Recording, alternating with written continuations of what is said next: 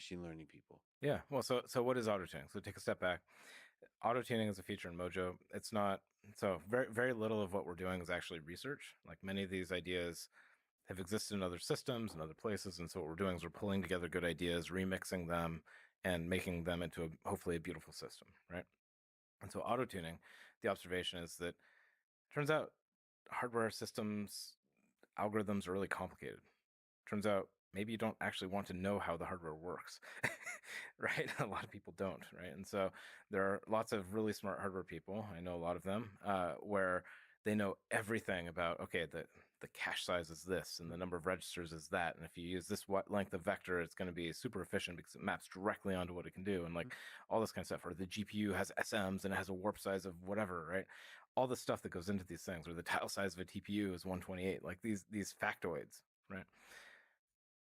My belief is that most normal people, and I love hardware people also, I'm not trying to offend literally everybody in the internet, but most programmers actually don't want to know this stuff, Mm-hmm. right? And so if you come at it from the perspective of how do we allow people to build both more abstracted but also more portable code, because it could be that the vector length changes or the cache size changes, or it could be that the tile size of your matrix changes, or the number, an A100 versus an H100 versus a Volta versus a whatever GPU have different characteristics, right? A lot of the algorithms that you run are actually the same, but the parameters, these magic numbers you have to fill in, end up being really fiddly numbers that an expert has to go figure out.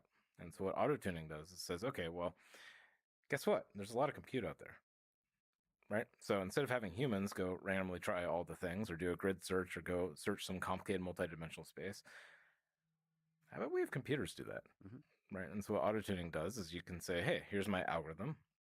If it's a matrix operation or something like that, you can say, okay, I'm going to carve it up into blocks. I'm going to do those blocks in parallel, and I want this with 128 things that I'm running on. I want to cut it this way or that way or whatever. And you can say, hey, go see which one's actually empirically better on the system. Mm-hmm. And Right. then the result of that, you cache for that system. Yep. You save it.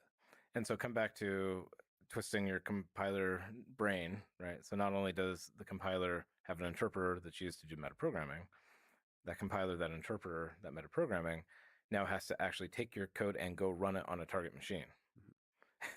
see which one it likes the best and then stitch it in and then keep going, right? So part of the compilation is machine specific. Yeah, well, so I mean, this is an optional feature, right? So you don't have to use it Yes. for everything. But yeah, if you're so one of the things that we're in the quest of is ultimate performance. Yes. Right. And ultimate performance is important for a couple of reasons, right? So if you're an enterprise, you're looking to save costs and compute and things like this. Ultimate performance translates to, fewer servers.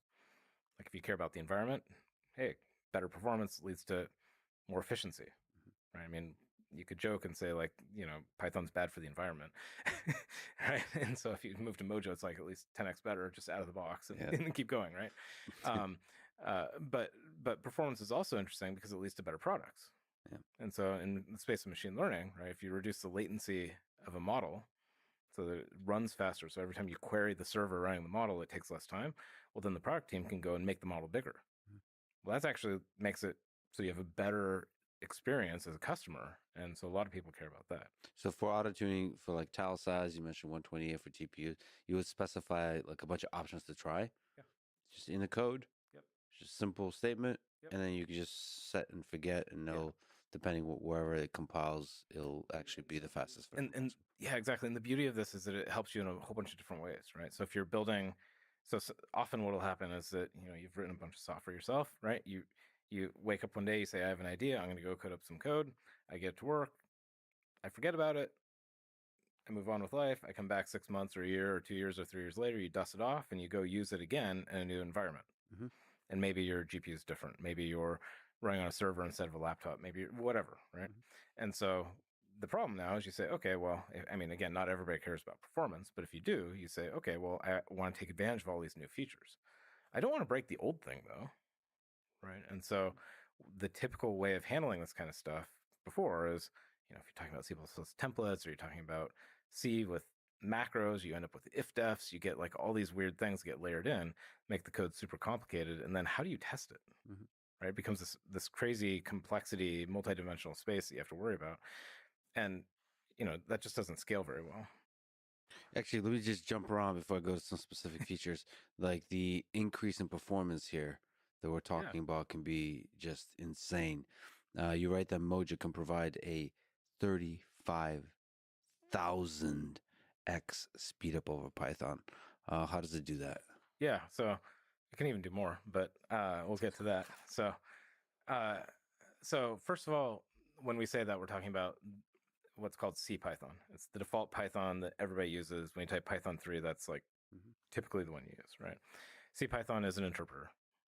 And so interpreters, they have an extra layer of like byte codes and things like this that they have to go read, parse, interpret, and it makes them kind of slow from that perspective. And so one of the first things we do is we move to a compiler. And so just moving to a compiler, getting the interpreter out of the loop is 2 to 5 to 10x speed up, depending on the code. So just out of the gate, just using more modern techniques, right? Now, if you do that, one of the things you can do is you can start to look at how CPython started to lay out data. And so one of the things that CPython did, and this isn't part of the Python spec necessarily, but this is just sets of decisions, is that if you take an integer, for example, it'll put it in an object. Because in Python, everything's an object. And so they do the very logical thing of keeping the memory representation of all objects the same. So all objects have a header, they have like payload data, and what this means is that every time you pass around an object, you're passing around a pointer to the data. Well, this has overhead. Right? It turns out that modern computers don't like chasing pointers very much and things like this. It means that you have to allocate the data. It means you have to reference count it, which is another way that Python uses to keep track of memory. And so this has a lot of overhead. And so if you say, okay, let's try to get that out of the heap, out of a box, out of an indirection, and into the registers. Hmm. That's another 10x. So it adds up more. if you're reference counting every single Absolutely. every single thing you create, that adds up. Yep. And if you look at, people complain about the Python GIL, this is one of the things that hurts parallelism. That's because of the reference counting. Right. And so the GIL and reference counting are very tightly intertwined in Python. It's not the only thing, but it's very tightly intertwined. And so then you lean into this and you say, okay, cool. Well, modern computers, they can do more than one operation at a time. And so they have vectors. What is a vector? Well, a vector allows you to take one, instead of taking one piece of data, doing an add or a multiply, and then picking up the next one, you can now do 4 or 8 or 16 or 32 at a time. Right. Well, Python doesn't expose that because of reasons. And so now you can say, okay, well, you can adopt that. Now you have threads. Now you have like additional things, like you can control memory hierarchy. And so what Mojo allows you to do is it allows you to start taking advantage of all these powerful things that have been built into the hardware over time. And the library gives very nice features. So you can say, just parallelize this, do this in parallel. Right. And so it's very, very powerful weapons against slowness, which is why people have been, I think, having fun, like just taking code and making it go fast, because it's just kind of an adrenaline rush to see like how fast you can get things. Before I talk about some of the interesting stuff with parallelization, all that, let's first talk about like the basics. We talked to indentation, right? So this thing looks like Python. It's sexy and beautiful like Python, as we mentioned. Yep. Is it a typed language? So what's the role of types? Yeah, good question. So Python has types. It has strings, it has integers, it has dictionaries, and like all that stuff, but they all live at runtime, right? And so because all those types live at runtime in Python, you don't have to spell them. Python also has like this whole typing thing going on now, and a lot of people use it. Yeah. I'm not talking about that. That's kind of a different thing. We can go back to that if you want. But typically the the tile size of a TPU is 128. Like these factoids, right? My belief is that most normal people, and I love hardware people also, I'm not trying to offend literally everybody in the internet, but most programmers actually don't want to know this stuff, right? And so if you come at it from the perspective of how do we allow people to build both more abstracted but also more portable code, because it could be that the vector length changes or the cache size changes, or it could be that the tile size of your matrix changes, or the number, an A100 versus an H100 versus a Volta versus a whatever GPU have different characteristics, right? A lot of the algorithms that you run are actually the same, but the parameters, these magic numbers you have to fill in, end up being really fiddly numbers that an expert has to go figure out. And so what auto tuning does is says, okay, well, guess what? There's a lot of compute out there. Right? So instead of having humans go randomly try all the things or do a grid search or go search some complicated multidimensional space, how about we have computers do that? right? And so what auto-tuning does is you can say, hey, here's my algorithm. If it's a matrix operation or something like that, you can say, okay, I'm going to carve it up into blocks. I'm going to do those blocks in parallel, and I want this with 128 things that I'm running on. I want to cut it this way or that way or whatever. And you can say, hey, go see which one's actually empirically better on the system. Mm-hmm. And then the result of that, you cache for that system. Yep. You save it. And so come back to twisting your compiler brain, right? So not only does the compiler have an interpreter that's used to do metaprogramming, that compiler, that interpreter, that metaprogramming now has to actually take your code and go run it on a target machine.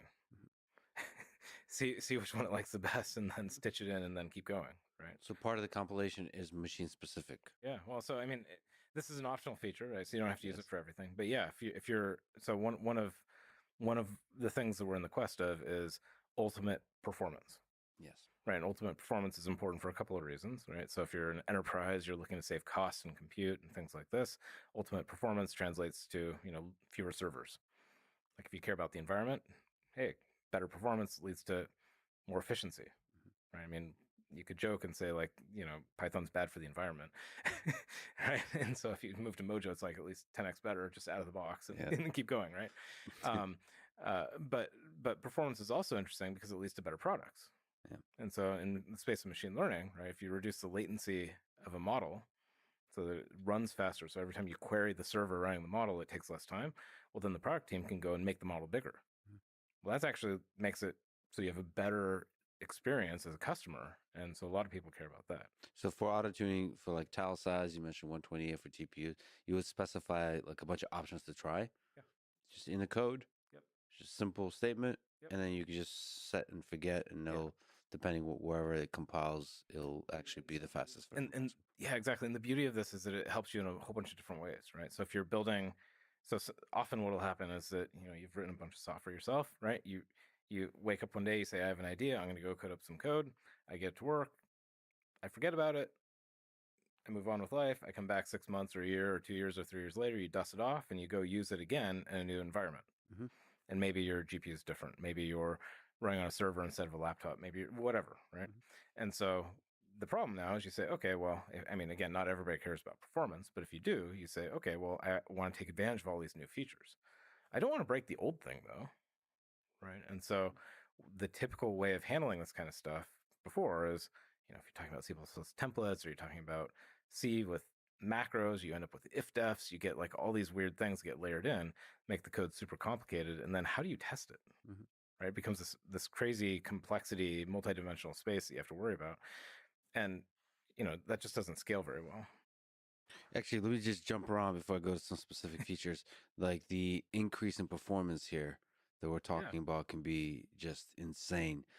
You write that Mojo can provide a 35,000x speed up over Python.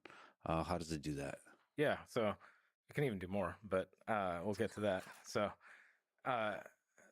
first of all, when we say that, we're talking about what's called C Python. It's the default Python that everybody uses. When you type Python 3, that's like typically the one you use, right? C Python is an interpreter. And so interpreters, they have an extra layer of like bytecodes and things like this that they have to go read, parse, interpret, and it makes them kind of slow from that perspective. And so one of the first things we do is we move to a compiler. And so just moving to a compiler, getting the interpreter out of the loop is 2 to 5 to 10x speed up, depending on the code.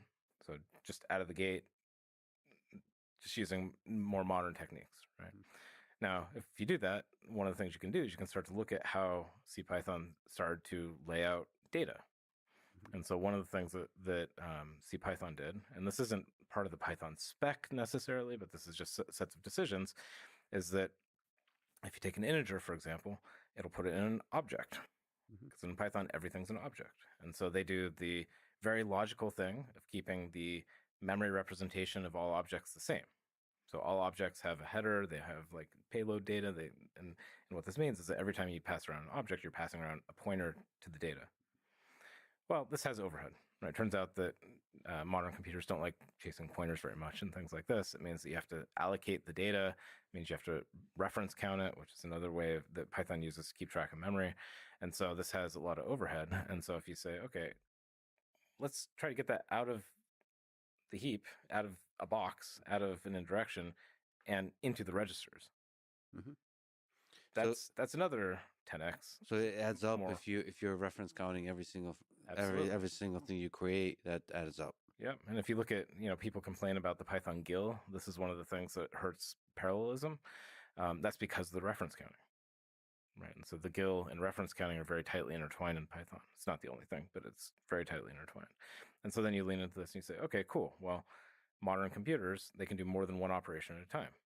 And so they have vectors. What is a vector? Well, a vector allows you to take one, instead of taking one piece of data, doing an add or a multiply, and then picking up the next one, you can now do 4 or 8 or 16 or 32 at a time. Right. Well, Python doesn't expose that because of reasons. And so now you can say, okay, well, you can adopt that. Now you have threads. Now you have like additional things, like you can control memory hierarchy. And so what Mojo allows you to do is it allows you to start taking advantage of all these powerful things that have been built into the hardware over time. And the library gives very nice features. So you can say, just parallelize this, do this in parallel. Right. So it's very, very powerful weapons against slowness, which is why people have been, I think, having fun, like just taking code and making it go fast, because it's just kind of an adrenaline rush to see like how fast you can get things. Before I talk about some of the interesting stuff with parallelization, all that, let's first talk about like the basics. We talked indentation, right? So this thing looks like Python. It's sexy and beautiful like Python, as we mentioned. Yep. Is it a typed language? So what's the role of types? Yeah, good question. So Python has types. It has strings, it has integers, it has dictionaries, and like all that stuff, but they all live at runtime, right? And so because all those types live at runtime in Python, you don't have to spell them. Python also has like this whole typing thing going on now, and a lot of people use it. Yeah, I'm not talking about that. That's kind of a different thing. We can go back to that if you want. But typically you just say I have a def, and my def takes 2 parameters. I'm going to call them A and B, and I don't have to write a type. Okay, so that is great, but what that does is that forces what's called a consistent representation. So these things have to be a pointer to an object with the object header, and they all have to look the same. Mm-hmm. And then when you dispatch a method, you go through all the same different paths, no matter what the receiver, whatever that type is. So what Mojo does is it allows you to have more than one kind of type. And so what it does is allows you to say, okay, cool, I have an object, and objects behave like Python does. And so it's fully dynamic, and that's all great. And for many things, classes, like that's all very powerful and very important. But if you want to say, hey, it's an integer and it's 32 bits or 64 bits or whatever it is, or it's a floating point value and it's 64 bits, well, then the compiler can take that and it can use that to do way better optimization. And it turns out, again, getting rid of the indirections, that's huge. Means you can get better code completion because because the compiler knows what the type is, and so it knows what operations work on it. And so that's actually pretty huge. And so what Mojo does is allows you to progressively adopt types into your program. And so you can start, again, it's compatible with Python. And so then you can add however many types you want, wherever you want them. And if you don't want to deal with it, you don't have to deal with it. Right. And so one of our opinions on this is that it's not that types are the right thing or the wrong thing. It's that they're a useful thing.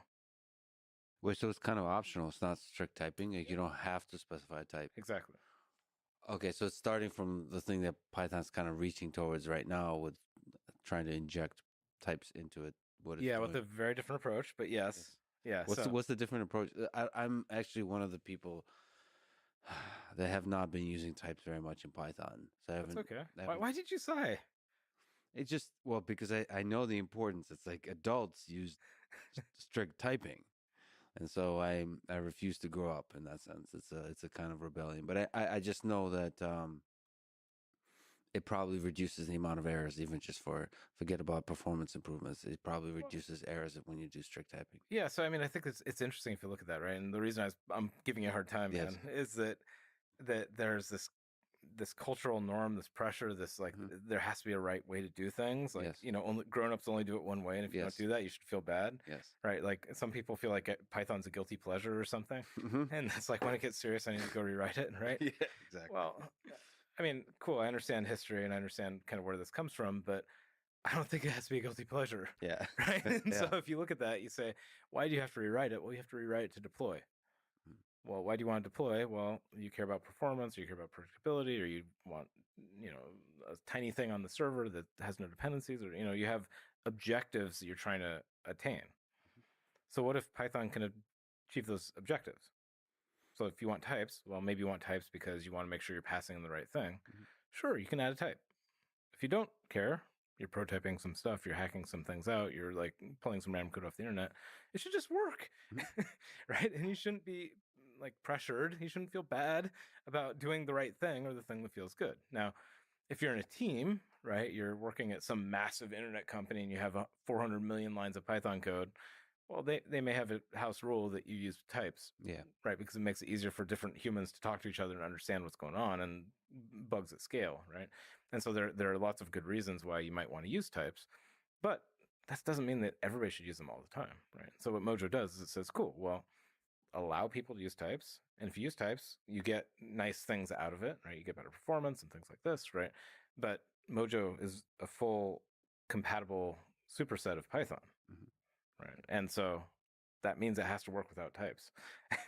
It has to support all the dynamic things, has to support all the packages, it has to support for comprehension, list comprehensions and things like this, right? And so that starting point, I think, is really important. And I think that, again, you can look at why I care so much about this, and there's many different aspects of that, one of which is the world went through a very challenging migration from Python 2 to Python 3. Right. And this migration took many years, and it was very painful for many teams. Right. Yeah. And there's a lot of things that went on in that. I'm not an expert in all the details, and I honestly don't want to be. I don't want the world to have to go through that. Yeah. Right. And people can ignore Mojo, and if it's not their thing, that's cool. But if they want to use Mojo, I don't want them to have to rewrite all their code. Yeah. I mean, the superset part is. It's just, I mean, there's so much brilliant stuff here. That definitely is incredible. We'll talk about that. Yeah. But first of all, how's the typing implemented differently in Python versus Mojo? Yeah. So this heterogeneous flexibility, you said, is differently implemented. Yeah. So I'm not a full expert in the whole backstory on types in Python. So I'll give you that. I can give you my understanding. My understanding is basically, like many dynamic languages, the ecosystem went through a phase where people went from writing scripts to writing large scale, huge code bases in Python. And at scale, it kind of helps to have types. Yeah. People want to be able to reason about interfaces. What do you expect, a string or an int, or like what these basic things, right? And so what the Python community started doing is it started saying, okay, let's have tools on the side. Checker tools, right, that go and like enforce invariance, check for bugs, try to identify things. These are called static analysis tools generally. And so these tools run over your code and try to look for bugs. What ended up happening is there's so many of these things, so many different weird patterns and different approaches on specifying the types and different things going on, that the Python community realized and recognized, hey, there's a thing here. And so what they started to do is they started to standardize the syntax for adding types to Python. Now, one of the challenges that they had is that they're coming from kind of this fragmented world where there's lots of different tools, they have different trade-offs and interpretations, and the types mean different things. And so if you look at types in Python, according to the Python spec, the types are ignored. Right. So according to the Python spec, you can write pretty much anything in a type position. Okay. And you can write any expression. Okay. Now, that's beautiful because you can extend it, you can do cool things, you can build your own tools, you can build your own house linter or something like that, right? But it's also a problem because any existing Python program may be using different tools and they have different interpretations. And so if you adopt somebody's package into your ecosystem, try to run the tool you prefer, it may throw out tons of weird errors and warnings and problems just because it's incompatible with how these things work. Also, because they're added late and they're not checked by the Python interpreter, it's always kind of more of a hint than it is a requirement. Also, the CPython implementation can't use them for performance, and so it's really, I mean, that's the big one, right? So you can't utilize for the compilation, for the just-in-time compilation. Okay. Yep, exactly. And this all comes back to the design principle of they're kind of hints. They're kind of, the definition's a little bit murky. It's unclear exactly the interpretation in a bunch of cases, and so because of that, you can't actually. Even if you want to, it's really difficult to use them to say like it is going to be an int, and if it's not, it's a problem, right? A lot of code would break if you did that. So in Mojo, right? So you can still use those kind of type annotations. It's fine, but in Mojo, if you declare a type and you use it, then it means it is going to be that type, and the compiler helps you check that and enforce it, and it's safe. And it's not a like best effort hint kind of a thing. So if you try to shove a string type thing into an integer. You get an error And from the you get compiler. from the compiler at compile time. Nice. Okay, what kind of basic types are there? Yeah, so Mojo is pretty hardcore in terms of what it tries to do in the language, which is the philosophy there is that we, again, if you look at Python, right? Python's a beautiful language because it's so extensible, right? And so all of the different things in Python, like for loops and plus and like all these things, can be accessed through these underbar methods. Okay, so you have to say, okay, if I make something that is super fast, I can go all the way down to the metal. Why do I need to have integers built into the language? Right? And so what Mojo does is it says, okay, well, we can have this notion of structs. So you have classes in Python. Now you can have structs. Classes are dynamic. Structs are static. Cool. We can get high performance. We can write C++ kind of code with structs if you want. These things mix and work beautifully together. But what that means is that you can go and implement strings and ints and floats and arrays and all that kind of stuff in the language, right? And so that's really cool because, to me as a idealizing compiler language type of person, what I want to do is I want to get magic out of the compiler and put it in the libraries. Because if somebody can, if we can build an integer that's beautiful and it has an amazing API and it does all the things you'd expect an integer to do, but you don't like it, maybe you want a big integer, maybe you want a like sideways integer, I don't know, like what all the space of integers are, then you can do that and it's not a second class citizen. And so if you look at certain other languages like C++, one I also love and use a lot, int is hard coded in the language, but complex is not. And so isn't it kind of weird that you have this std complex class, but you have int, and complex tries to look like a natural numeric type and things like this, but integers and floating point have these like special promotion rules and other things like that that are magic and they're hacked into the compiler. And because of that, you can't actually make something that works like the built-in types. So, is there something provided as a standard?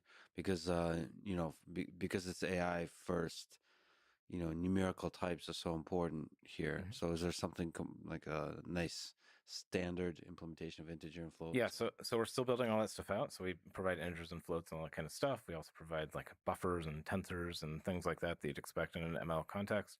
Honestly, we need to keep designing and redesigning and working with the community to build that out and make that better. That's not our strength right now. Give us 6 months or a year, and I think it'll be way better. But the power of putting it in the library means that we can have teams of experts that aren't compiler engineers that can help us design and refine and drive this forward. So one of the exciting things we should mention here is that this is new and fresh. This cake is unbaked. It's almost baked. You can tell it's delicious, but it's not fully ready to be consumed. Yep, that's very fair. It is very useful, but it's very useful if you're a super low-level programmer right now. And what we're doing is we're working our way up the stack. And so the way I would look at Mojo today in May in 2023 is that it's like a 0.1. So I think that a year from now, it's going to be way more interesting to a variety of people. But what we're doing is we decide to release it early so that people can get access to it and play with it, and we can build it with the community. We have a big roadmap, fully published, being transparent about this, and a lot of people are involved in this stuff. And so what we're doing is we're really optimizing for building this thing the right way. And building it the right way is kind of interesting working with the community because everybody wants it yesterday. And so it's sometimes it's kind of, there's some dynamics there, but I think it's the right thing. So there's a Discord also. So the dynamics is pretty interesting. Sometimes the community probably can be very chaotic and introduce a lot of stress. Guido famously quit over the stress of the walrus operator. I mean, that broke. Maybe that straw that broke the camel's back. Exactly. And so like it could be very stressful to develop. But can you just tangent upon a tangent? Is it stressful to work through the design of various features here, given that the community is so richly involved? Well, so I've been doing open development and community stuff for decades now. Somehow this has happened to me. So I've learned some tricks, but the thing that always gets me is I want to make people happy. Right. And so this is maybe not all people all happy all the time, but generally I want people to be happy. Right. And so the challenge is that, again, we're tapping into some long some deep-seated long tensions and pressures, both in the Python world, but also in the AI world and the hardware world and things like this. And so people just want us to move faster, right? And so, again, our decision was, let's release this early. Let's get people used to it or access to it and play with it, and like let's build it in the open, which we could have, had the language monk sitting in the cloister up on the hilltop, like beavering away trying to build something. But in my experience, you get something that's way better if you work with the community, right? And so yes, it can be frustrating, can be challenging for lots of people involved. And if you mentioned our Discord, we have over 10,000 people on the Discord, 11,000 people or something. Keep in mind, we released Mojo like 2 weeks ago. Yeah. So it's very active. So it's very cool. But what that means is that 11,000 people all will want something different, right? And so what we've done is we've tried to say, okay, cool, here's our roadmap. Here, and the roadmap isn't completely arbitrary. It's based on, here's the logical order in which to build these features or add these capabilities and things like that. And what we've done is we've spun really fast on like bug fixes. And so we actually have very few bugs, which is cool. I mean, actually for a project in the state, but then what we're doing is we're dropping in features very deliberately. I mean, this is fun to watch because you got the two gigantic communities of like hardware, like systems engineers, and then you have the machine learning Python people that are like higher level. Yeah. And it's just two like army, like they've been at war. Yeah, they've been at war, right? And so here's like a Tolkien test. novel or something. Okay. Well, so here's the test. And again, like it's super funny for something that's only been out for 2 weeks, right? People are so impatient, right? But okay, cool. Let's fast forward a year. Like in a year's time, Mojo will be actually quite amazing and solve tons of problems and be very good. People still have these problems, right? And so you look at this and you say, and the way I look at this at least is to say, okay, well, we're solving big, long-standing problems. To me, again, working on many different problems, I want to make sure we do it right. Right. There's like a responsibility you feel, because if you mess it up, right, there's very few opportunities to do projects like this and have them really have impact on the world. If we do it right, then maybe we can take those feuding armies and actually heal some of those wounds. Yeah, this right? is like this feels like a speech by George Washington or Abraham Lincoln or something. And you look at this and it's like, okay, well, how different are we? Yeah, we all want beautiful things. We all want something that's nice. We all want to be able to work together. We all want our stuff to be used, right? And so if we can help heal that. Now, I'm not optimistic that all people will use Mojo and they'll stop using C++. Like that's not my goal, right? But if we can heal some of that, I think that'd be pretty cool. Yeah, nice. And we start by putting the people who like braces into the gulag. No. So there are proposals for adding braces to Mojo, and we just interesting. We tell them no. Oh, okay. Politely. Yeah, anyway, so there's a lot of amazing features on the roadmap and those already implemented. It'd be awesome if I could just ask you a few things. Yeah, go for it. So the other performance improvement comes from immutability. So what's this var and this let thing that we got going on? Well, and what's immutability? Yeah, so one of the things that is useful, and it's not always required, but it's useful, is knowing whether something can change out from underneath you. Right. And so in Python, you have a pointer to an array, right? And so you pass that pointer to an array around to things. If you pass into a function, they may take that and scroll it away in some other data structure. And so you get your array back and you go to use it. And now somebody else is like putting stuff in your array. Yeah. How do you reason about that? It gets to be very complicated and leads to lots of bugs, right? And so one of the things that, again, this is not something Mojo forces on you, but something that Mojo enables is a thing called value semantics. And what value semantics do is they take collections like arrays, like dictionaries, also tensors and strings and things like this that are much higher level, and make them behave like proper values. And so it makes it look like if you pass these things around, you get a logical copy of all the data. And so if I pass you an array, it's your array. You can go do what you want to it. You're not going to hurt my array. Now, that is an interesting and very powerful design principle. It defines away a ton of bugs. You have to be careful to implement it in an efficient way. Yeah, is there a performance hit that's significant? Generally not, if you implement it the right way, but it requires a lot of very low level getting the language right bits. I assume there'd be a huge performance hit, because it's a really the benefit is really nice because you don't get into absolutely. Well, the trick is you can't do copies. So you have to provide the behavior of copying without doing the copy. Yeah. How do you do that? How do you do that? It's not magic. It's Okay. just it's actually pretty cool. Well, so first, before we talk about how that works, let's talk about how it works in Python, right? So in Python, you define a person class, or maybe person class is a bad idea. You define a database class, right? Mhm. And a database class has an array of records, something like that, right? And so the problem is that if you pass in a record or a class instance into the database, it'll take a hold of that object and then it assumes it has it. Mhm. And if you're passing an object in, you have to know that that database is going to take it, and therefore you shouldn't change it after you put it in the database, right? This is You the just kind problem. of have to know that. You just have to kind of know that, right? And so you roll out version 1 of the database. You just kind of have to know that.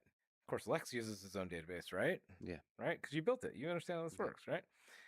Somebody else joins the team. They don't know this, Yes. right? And so now they suddenly get bugs. You're having to maintain the database. You shake your fist. Mhm. You argue. The 10th time this happens, you're like, okay, we have to do something different, right? And so what you do is you go change your Python code and you change your database class to copy the record Mhm. every time you add it. And so what ends up happening is you say, okay, I will do what's called a defensive copy inside the database. And then that way, if somebody passes something in, I will have my own copy of it and they can go do whatever and they're not going to break my thing. Okay, this is usually the two design patterns. If you look in PyTorch, for example, this is cloning a tensor. Like there's a specific thing and you have to know where to call it. And if you don't call it in the right place, you get these bugs. And this is state of the art, right? So a different approach, so it's used in many languages, so I work with it in Swift, is you say, okay, well, let's provide value semantics. And so we want to provide the view that you get a logically independent copy, but we want to do that lazily. And so what we do is you say, okay, if you pass something into a function, it doesn't actually make a copy. What it actually does is it just increments a reference to it. And if you pass it around, you stick it in your database, it can go in the database, you own it, and then you come back out of the stack, nobody's copied anything. You come back out of the stack, and then the caller lets go of it. Well, then you've just handed it off to the database, you've transferred it, and there's no copies made. Now, on the other hand, if your coworker goes and hands you a record and you pass it in, you stick it in the database, and then you go to town and you start modifying it, what happens is you get a copy lazily on demand. And so what this does is gives you copies only when you need them. And it also, so it defines away the bugs, but it also generally reduces the number of copies in practice. And so But the implementation details are tricky here. I assume. yeah. So this is, yes. Something with reference counting, but to make it performant across a number of different kinds of objects. Yeah, well, so you need a couple of things. And so there's many, so this concept has existed in many different worlds. And so again, it's not novel research at all, right? The magic is getting the design right so that you can do this in a reasonable way, right? And so there's a number of components that go into this. One is when you're passing around, so we're talking about Python and reference counting and the expense of doing that. When you're passing values around, you don't want to do extra reference counting for no good reason. And so you have to make sure that you're efficient and you transfer ownership instead of duplicating references and things like that, which is a very low level problem. You also have to adopt this and you have to build these data structures. And so if you say, Mojo has to be compatible with Python. So of course the default list is a reference semantic list that works the way you'd expect in Python, but then you have to design a value semantic list. And so you just have to implement that and then you implement the logic within. And so the role of the language here is to provide all the low-level hooks that allow the author of the type to be able to get and express this behavior without forcing it into all cases or hard coding this into the language itself. But there's ownership, so you're constantly transferring, you're tracking who owns the thing. Yes, and so there's a whole system called ownership, and so this is related to work done in the Rust community. Also, the Swift community has done a bunch of work, and there's a bunch of different other languages that have all kind of C++ actually has copy constructors and destructors and things like that. And so, and I mean, C++ has everything. So it has move constructors and has like this whole world of things. And so this is a body of work that's kind of been developing for many, many years now. And so Mojo takes some of the best ideas out of all these systems and then remixes it in a nice way so that you get the power of something like the Rust programming language, but you don't have to deal with it when you don't want to, which is a major thing in terms of teaching and learning and being able to use and scale these systems. How does that play with argument conventions? What are they? Why are they important? how does the value semantics, how does the transfer ownership work with the arguments when they're passed into functions? So if you go deep into systems programming land, so this isn't, again, this is not something for everybody, but if you go deep into systems programming land, what you encounter is you encounter these types that get weird.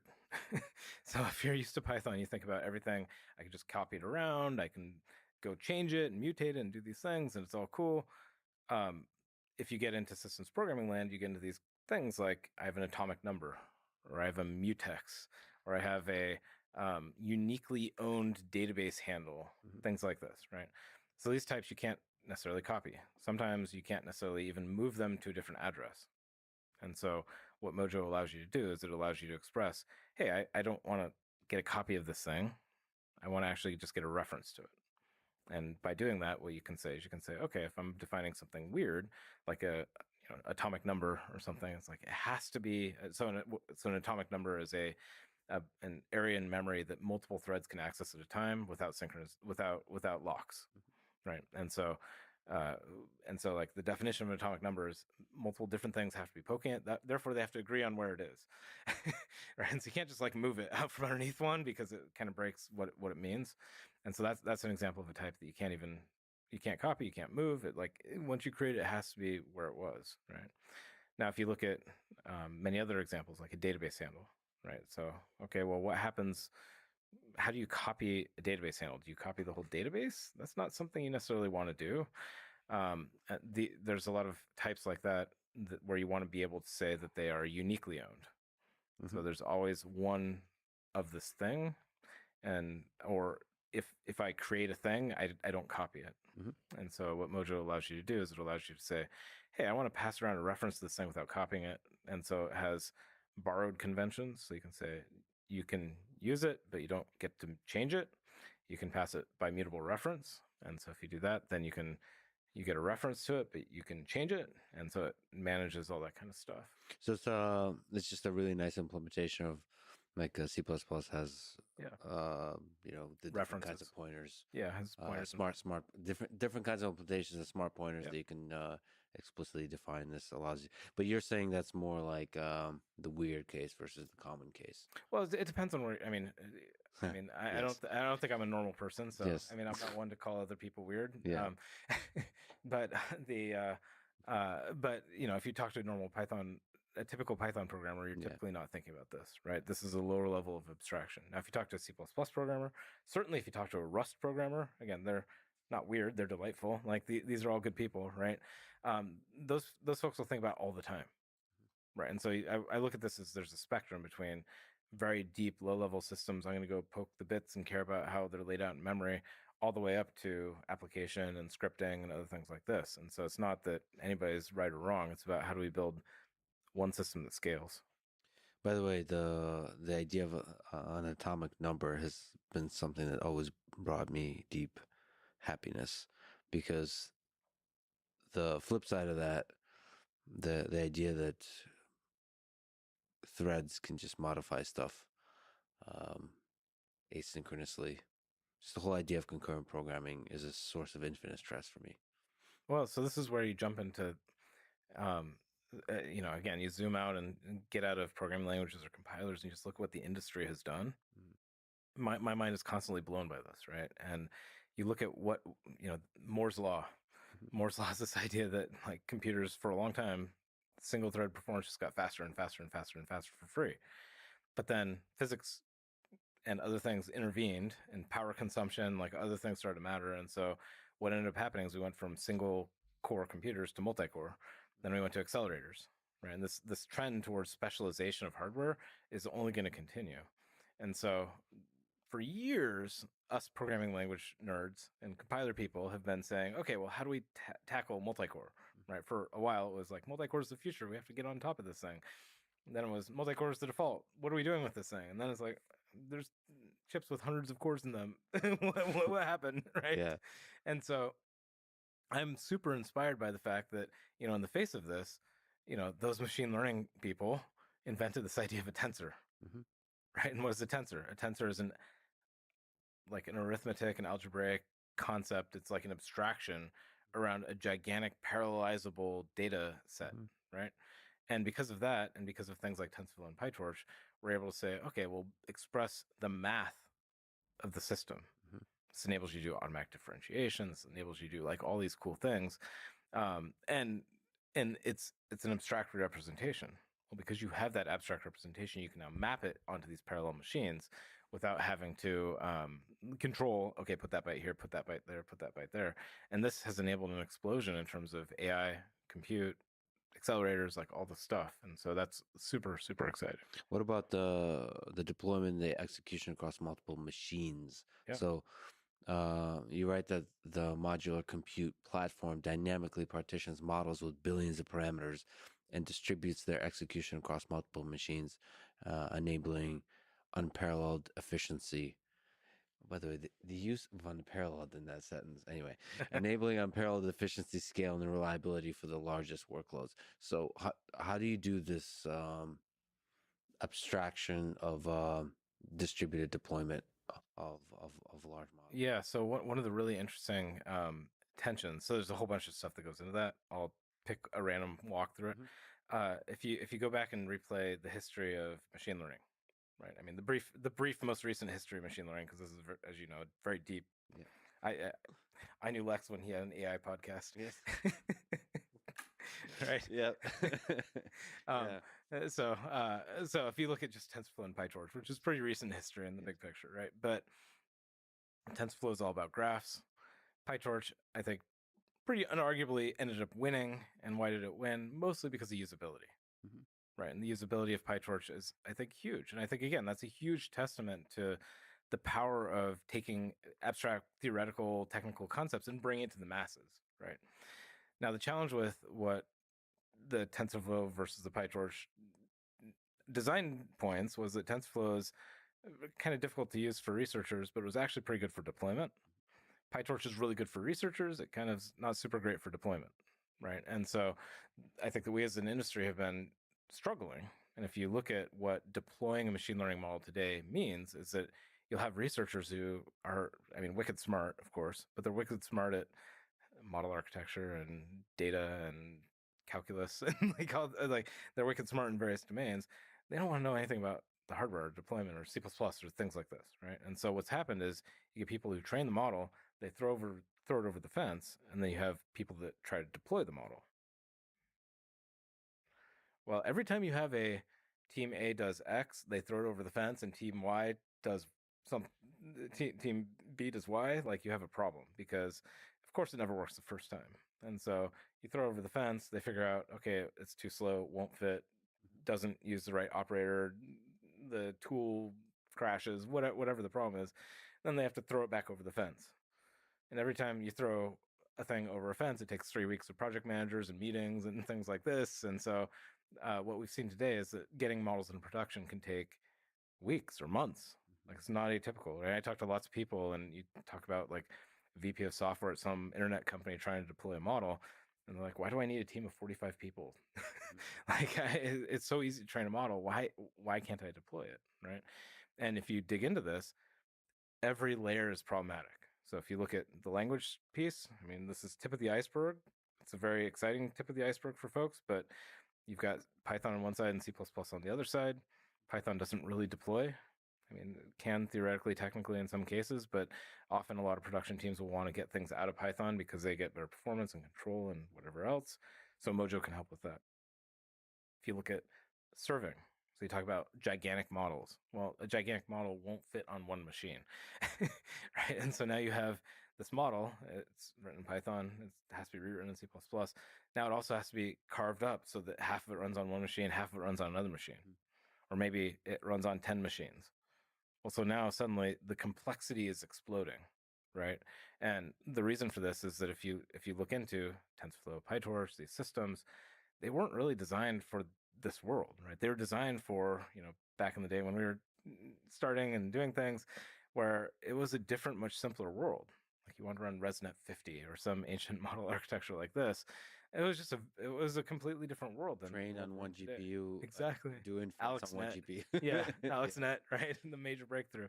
And and the world has changed, right? And so now the challenge is that TensorFlow, PyTorch, these systems, they weren't actually designed for LLMs. Like that was not a thing. And so where TensorFlow actually has amazing power in terms of scale and deployment and things like that. And I think Google is, I mean, maybe not unmatched, but they're like incredible in terms of their capabilities and gigantic scale. Many researchers using PyTorch, right? And so PyTorch doesn't have those same capabilities. And so what Modular can do is it can help with that. Now, if you take a step back and you say, like, what is Modular doing, right? So Modular has like a bitter enemy that we're fighting against in the industry. And it's one of these things where everybody knows it, but nobody is usually willing to talk about it. The bitter enemy. The bitter thing that we have to destroy, that we're all struggling with, and it's like all around, it's like fish can't see water, is complexity. Sure, yes. Complexity. Right. That was very philosophical of you. It was very sad.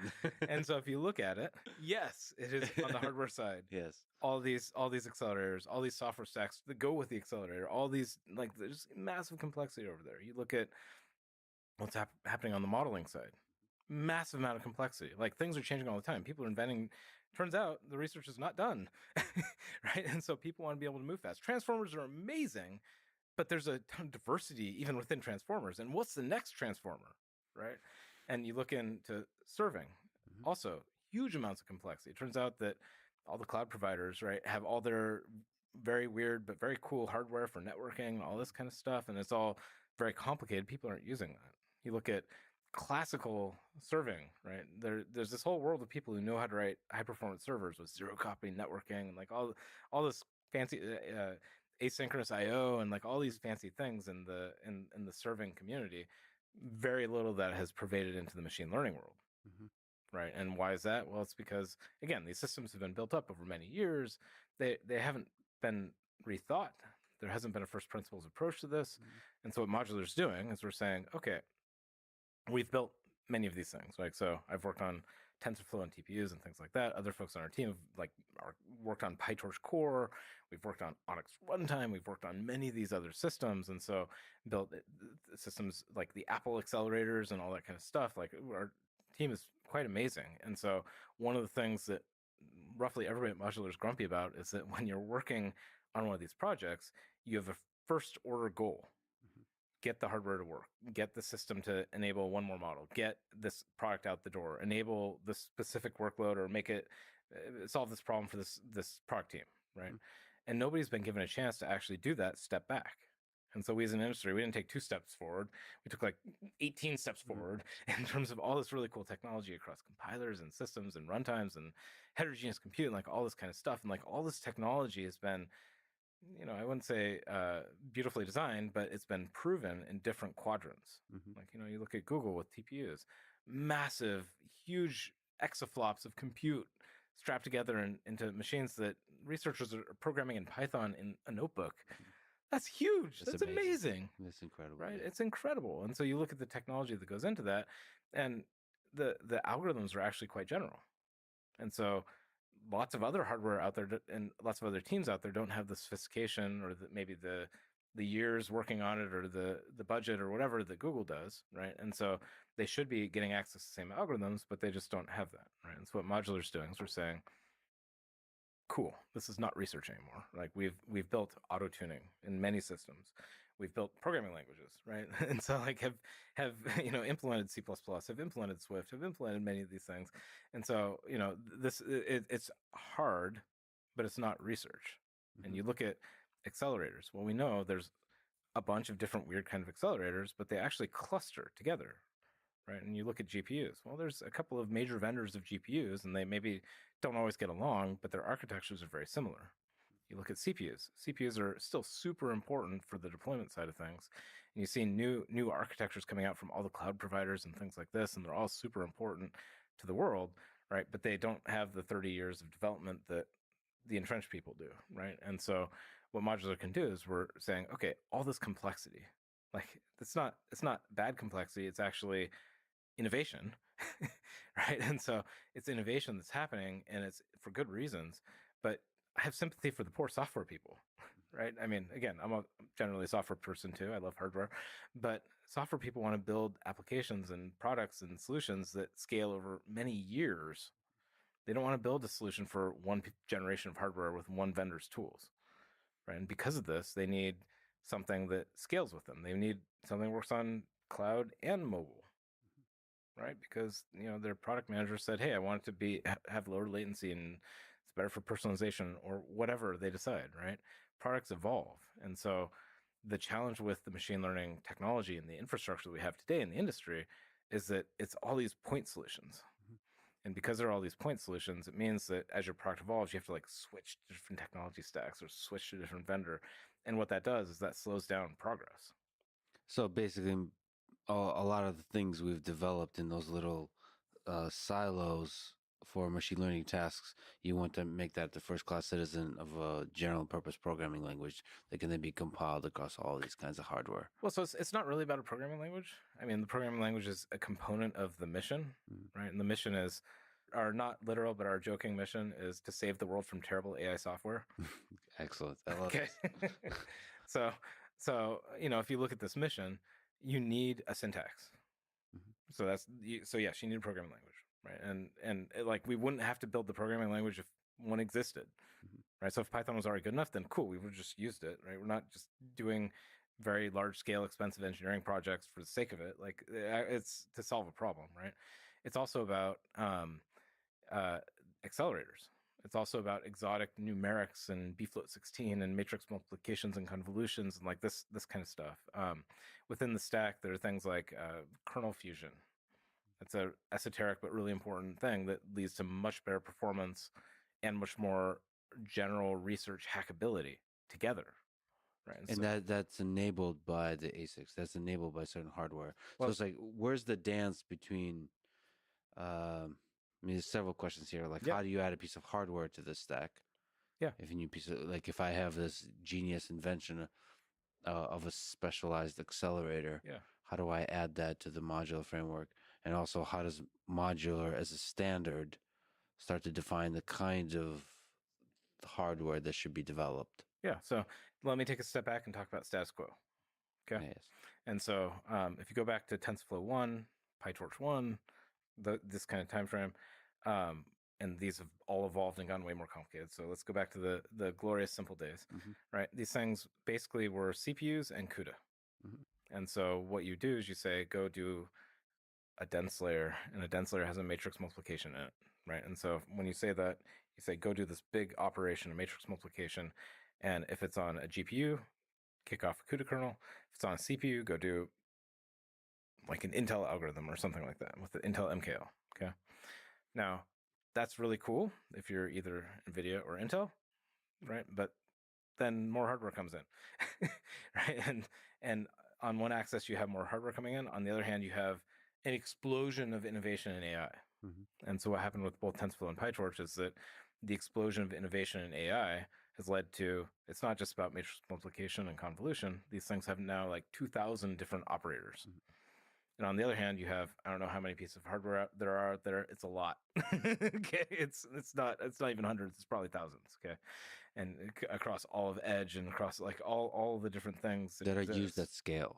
Yeah, exactly. I mean, also, it's not just like AI is everywhere. Yeah. No, it's not a handful of TPU alternatives. Correct. It's every phone, often with many different chips inside of it from different vendors. From like it's AI is everywhere. It's a thing, right? Why are they all making their own chips? Like, why is everybody making their own thing? Well, so because is that a good thing for so? So Chris's philosophy on hardware, right. So my philosophy is that there isn't one right solution, right? And so I think that again, we're at the end of Moore's law. Specialization happens. Yeah. If you're training GPT-5, you want some crazy supercomputer data center thingy. If you're making a smart camera that runs on batteries, you want something that looks very different. If you're building a phone, you want something that looks very different. If you have something like a laptop, you want something that looks maybe similar but a different scale, right? And so AI ends up touching all of our lives, robotics, right? And like lots of different things. And so as you look into this, these have different power envelopes. There's different trade-offs in terms of the algorithms. There's new innovations in sparsity and other data formats and things like that. And so hardware innovation, I think, is a really good thing, right? And what I'm interested in is unlocking that innovation. There's also like analog and quantum and like all the the really Yeah. weird stuff, right? Hmm. And so if somebody can come up with a chip that uses analog computing and it's 100x more power efficient, think what that would mean in terms of the daily impact on the products we use. That'd be huge. Now, if you're building an analog computer, you may not be a compiler specialist. Right. These are different skill sets, right? And so you can hire some compiler people if you're running a big company, maybe. But it turns out these are really like exotic new generation of compilers. Like this is a different thing, right? And so if you take a step back out and come back to what is the status quo, status quo is that if you're Intel or you're NVIDIA, you keep up with the industry and you chase and okay, there's 1900 now, there's 2000 now, there's 2100, and you have a huge team of people that are like trying to keep up and tune and optimize. And even when one of the big guys comes out with a new generation of their chip, they have to go back and rewrite all these things, right? So really, it's only powered by having hundreds of people. They're all like frantically trying to keep up, and what that does is that keeps out the little guys. And sometimes the not so little guys, the big guys that are also just not in those dominant positions. And so what has been happening, and so a lot of you talk about the rise of new exotic crazy accelerators, is people have been trying to turn this from a let's go write lots of special kernels problem into a compiler problem. Mm-hmm. And so we and I contributed to this as well. we as an industry went into it like let's go make this compiler problem phase, let's call it. And much of the industry is still in this phase, by the way. So I wouldn't say this phase is over. And so the idea is to say, look, okay, what a compiler does is it provides a much more general, extensible, hackable interface for dealing with the general case, right? And so within machine learning algorithms, for example, people figured out that, hey, if I do a matrix multiplication and I do a ReLU, right, the classic activation function, it is way faster to do one pass over the data and then do the ReLU on the output where I'm writing out the data, because ReLU is just a maximum operation, right? Max with 0. And so it's an amazing optimization. Take matmul, ReLU, squish together in one operation. Now I have matmul ReLU. Well, wait a second. If I do that, now I just went from having 2 operators to 3. But now I figure out, okay, well, there's a lot of activation functions. What about leaky ReLU? What about like a million things that are out there, right? And so as I start fusing these in, now I get permutations of all these algorithms, right? And so what the compiler people said is they said, hey, well, cool. Well, I will go enumerate all the algorithms and I will enumerate all the pairs and I will actually generate a kernel for you. And I think that this has been very, very useful for the industry. This is one of the things that powers Google TPUs. PyTorch 2's like rolling out really cool compiler stuff with Triton, this other technology and things like this. And so the compiler people are kind of coming into their fore and saying like, awesome, this is a compiler problem, we'll compiler it. Here's the problem. Not everybody's a compiler person. I love compiler people, trust me, right? But not everybody can or should be a compiler person. It turns out that there are people that know analog computers really well, or they know some GPU internal architecture thing really well, or they know some crazy sparse numeric interesting algorithm that is the cusp of research, but they're not compiler people. And so one of the challenges with this new wave of technology trying to turn everything into a compiler is, again, it has excluded a ton of people. And so you look at what does Mojo do, what does the modular stack do, is it brings programmability back into this world. Like it enables, I wouldn't say normal people, but like a new, a different kind of delightful nerd that cares about numerics or cares about hardware or cares about things like this, to be able to express that in the stack and extend the stack without having to actually go hack the compiler itself. So extend the stack on the algorithm side, Yeah, and then on the hardware side. yeah. So again, go back to like the simplest example of int, right? And so what both Swift and Mojo and other things like this did is we said, okay, pull magic out of the compiler and put it in the standard library. Right. And so what Modular is doing with the engine that we're providing and like this very deep technology stack, right, which goes into heterogeneous runtimes and like a whole bunch of really cool things. This whole stack allows that stack to be extended and hacked and changed by researchers and by hardware innovators and by people who know things that we don't know, because Modular has some smart people, but we don't have all the smart people, it turns out. Right. What are heterogeneous runtimes? Yeah. So what is heterogeneous, right? So heterogeneous just means many different kinds of things together. And so the simplest example you might come up with is a CPU and a GPU. And so it's a simple heterogeneous computer to say, I will run my data loading and pre-processing and other algorithms on the CPU. And then once I get it into the right shape, I shove it into the GPU. I do a lot of matrix multiplications and convolutions and things like this. And then I get it back out and I do some reductions and summaries, and they shove it across the wire across the network to another machine, right? And so you've got now what are effectively two computers, a CPU and a GPU, talking to each other, working together in a heterogeneous system. But that was 10 years ago. Okay. You look at a modern cell phone. Modern cell phone, you've got CPUs, and they're not just CPUs. There's like big dot little CPUs, and so there's multiple different kinds of CPUs that are kind of working together. They're multi-core. You've got GPUs.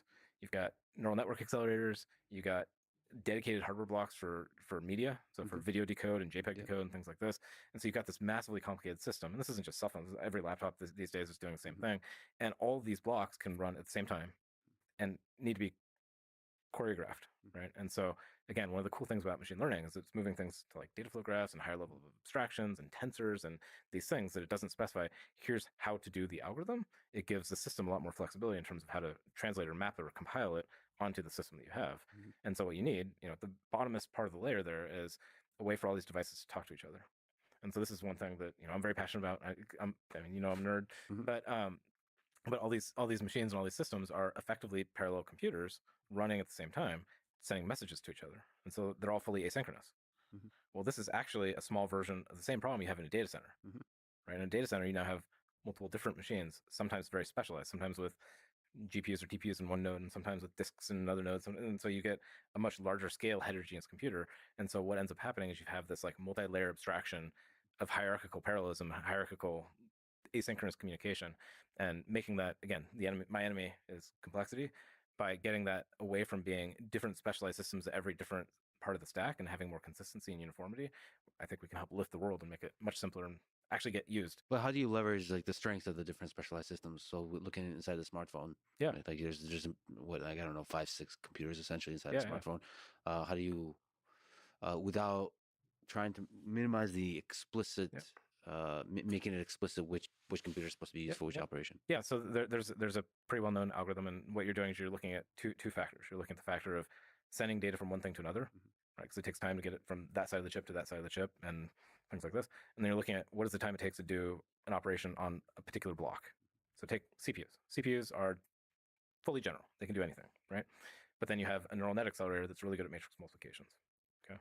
And so you say, okay, well, if my workload is all matrix multiplications, I start up, I send the data over to the neural net thing, it goes and does matrix multiplications. When it's done, it sends me back the result. All is good, right? And so the simplest thing is just saying, do matrix operations over there, right? But then you realize you get a little bit more complicated because you can do matrix multiplications on a GPU, you can do it on a neural net accelerator, you can do it on CPU, and they'll have different trade-offs and costs. And it's not just matrix multiplication. And so what you actually look at is I have generally a graph of compute.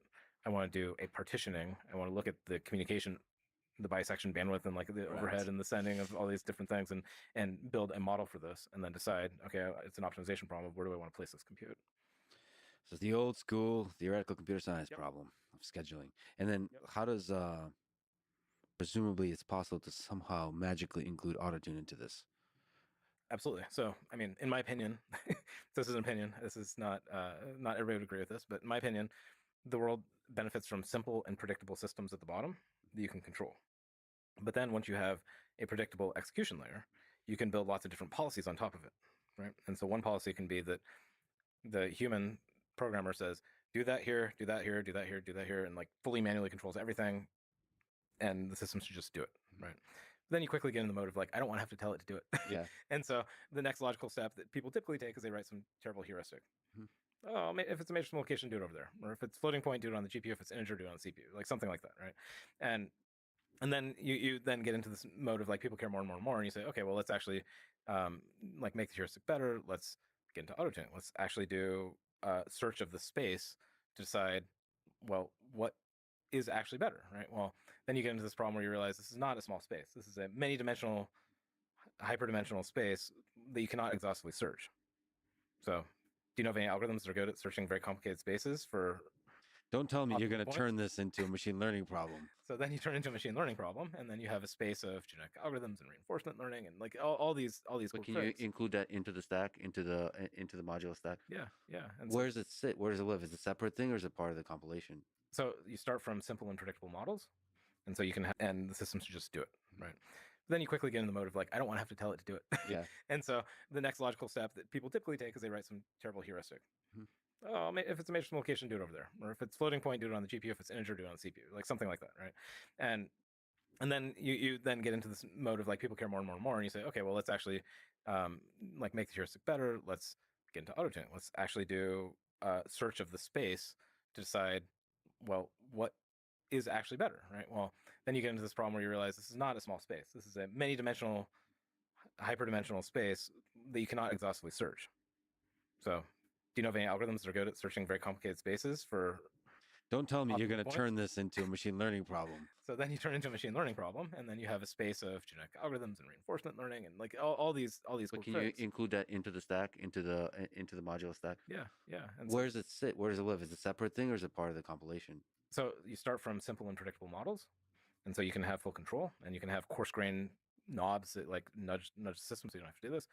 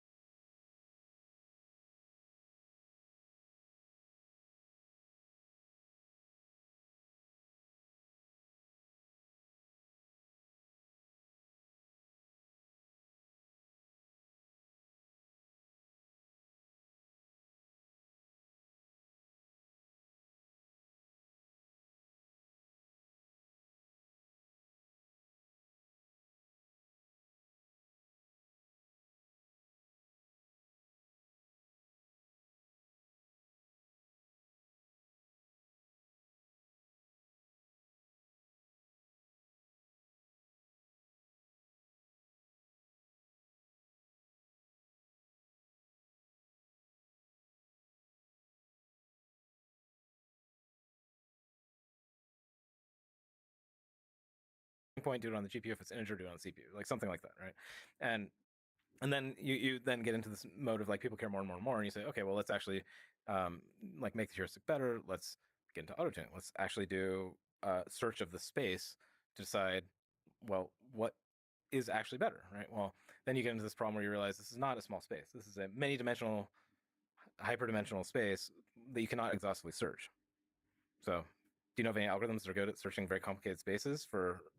Don't tell me you're Optimal going to points? turn this into a machine learning problem. So then you turn into a machine learning problem, and then you have a space of genetic algorithms and reinforcement learning, and like all these But cool can tricks. you include that into the stack, into the modular stack? Yeah, yeah. And Where does it sit? Where does it live? Is it a separate thing or is it part of the compilation?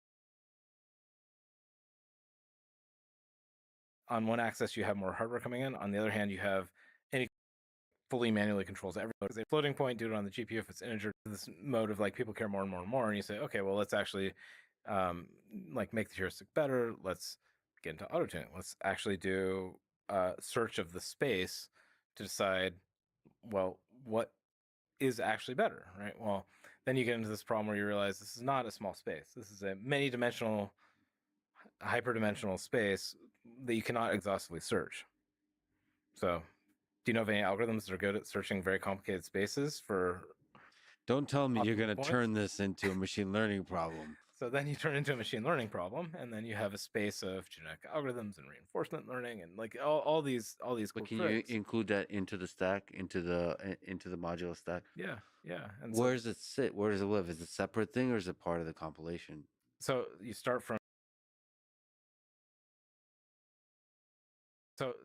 simple and predictable models, and so you can have full control, and you can have coarse grain knobs that like nudge the system, so you don't have to do this. But if you really care about getting the best, the last ounce out of a problem, then you can use additional tools. And there, the cool thing is you don't want to do this every time you run a model. You want to figure out the right answer and then cache it. And once you do that, you can say, okay, cool, I can get up and running very quickly. I can get good execution out of my system.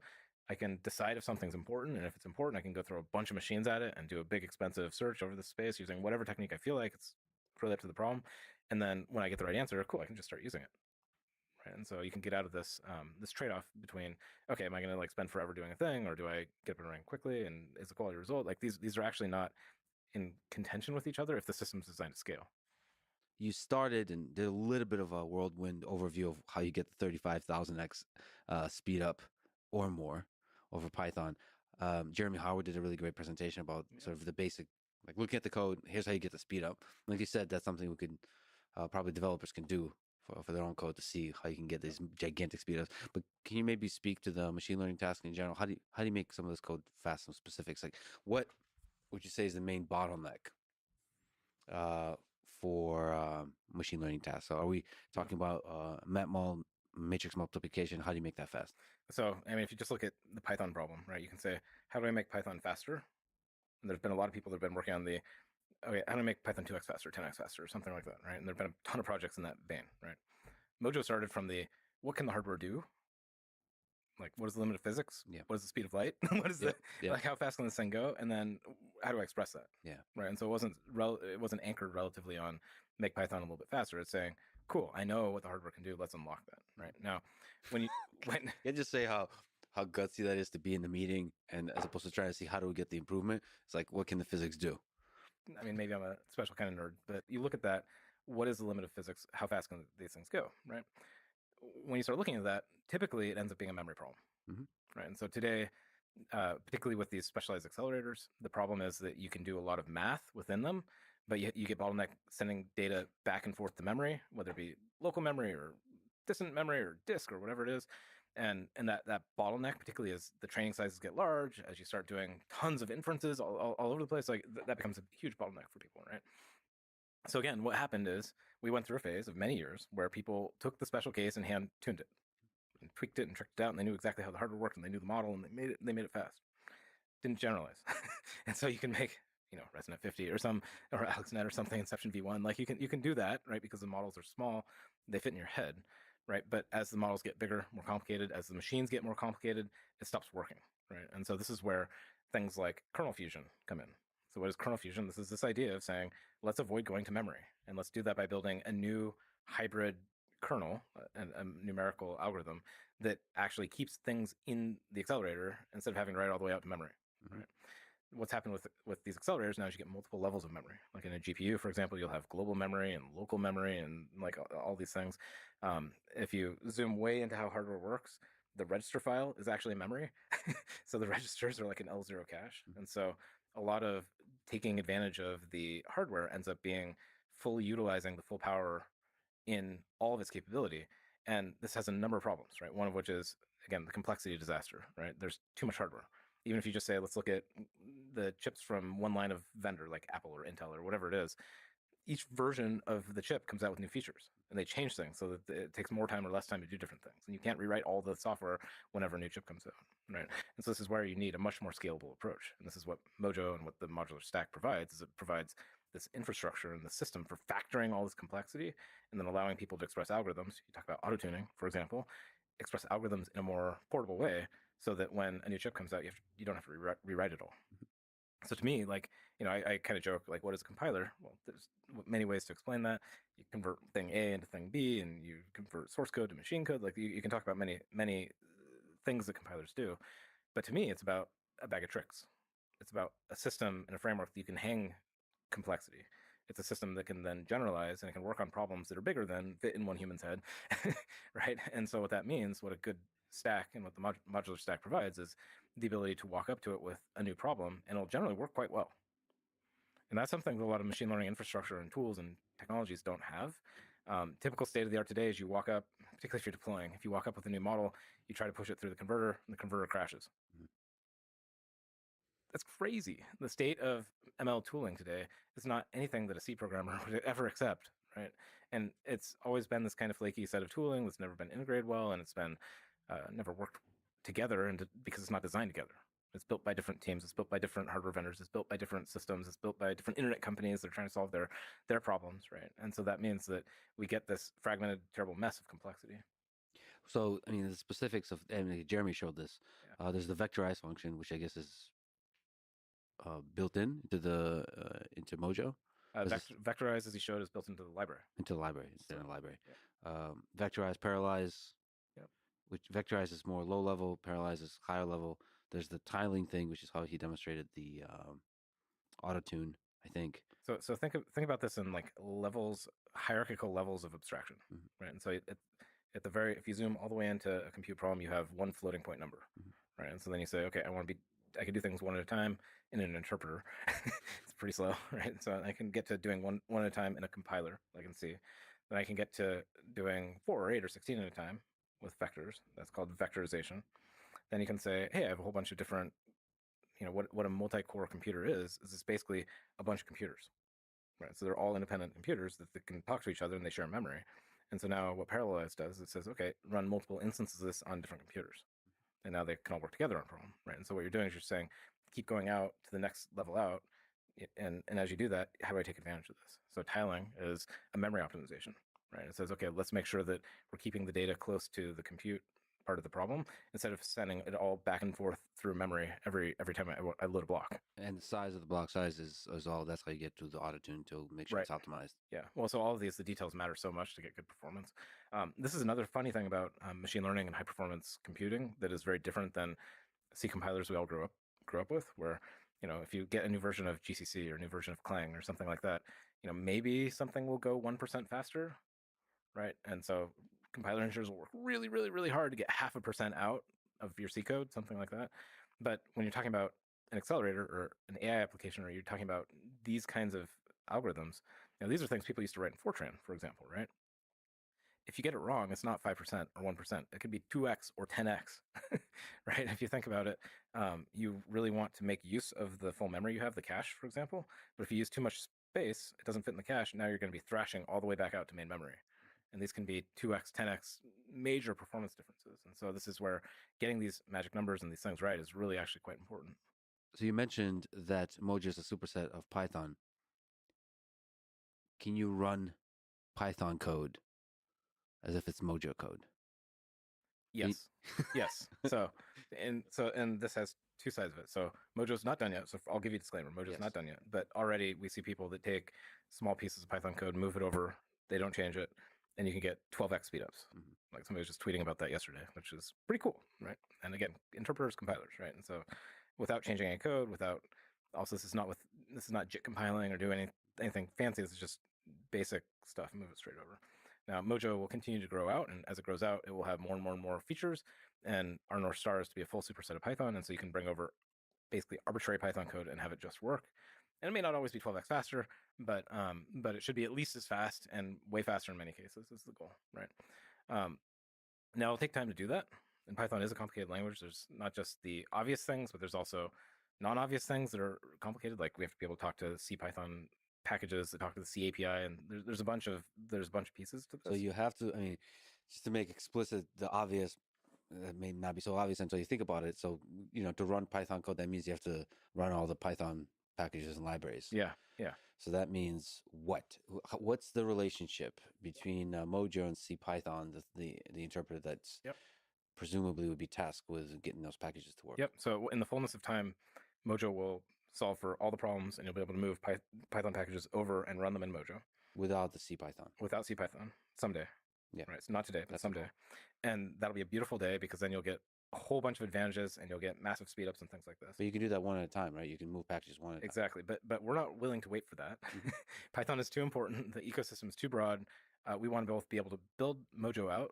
We also want to do it the right way without without intense time pressure. We're obviously moving fast, but and so what we do is we say, okay, well, let's make it so you can import an arbitrary existing package, arbitrary, including like you write your own on your local disk or whatever. It's not like a standard like an arbitrary package, and import that using CPython, because CPython already runs all the packages, right? And so what we do is we built an integration layer where we can actually use CPython. Again, I'm practical, to actually just load and use all the existing packages as they are.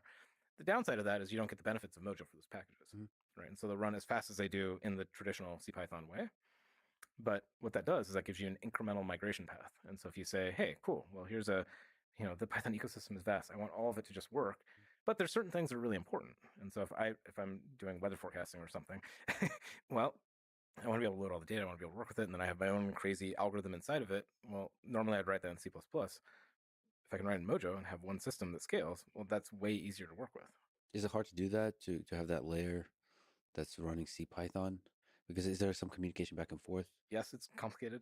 Okay. This is what we do. So, we make it look easy, but it is complicated. But what we do is we use the CPython existing interpreter.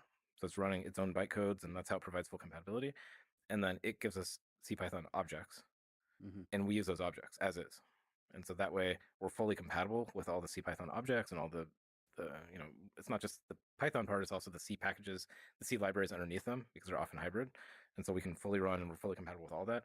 And the way we do that is that we have to play by the rules, right? And so we keep objects in that representation when they're coming from that world. What's the representation that's being used? In memory. We'd have to know a lot about how the CPython interpreter works. It has, for example, reference counting, but also different rules on how to pass pointers around and things like this. Super low level fiddly, and it's not like Python, it's like how the interpreter works, okay? And so that gets all exposed out, and then you have to define wrappers around the low-level C code, right? And so what this means is you have to know not only C, which is a different world from Python, obviously, not only Python, but the wrappers, but the interpreter and the wrappers and the implementation details and the conventions, and it's just this really complicated mess. And when you do that, now suddenly you have a debugger that debugs Python, they can't step into C code, right? So you have this two-world problem, right? And so by pulling this all into Mojo, what you get is you get one world. You get the ability to say, cool, I have untyped, very dynamic, beautiful, simple code. Okay, I care about performance for whatever reason, right? There's lots of reasons you might care. And so then you add types, you can parallelize things, you can vectorize things, you can use these techniques, which are general techniques to solve a problem. And then you can do that by staying in the system. And if you have that one Python package that's really important to you, you can move to Mojo.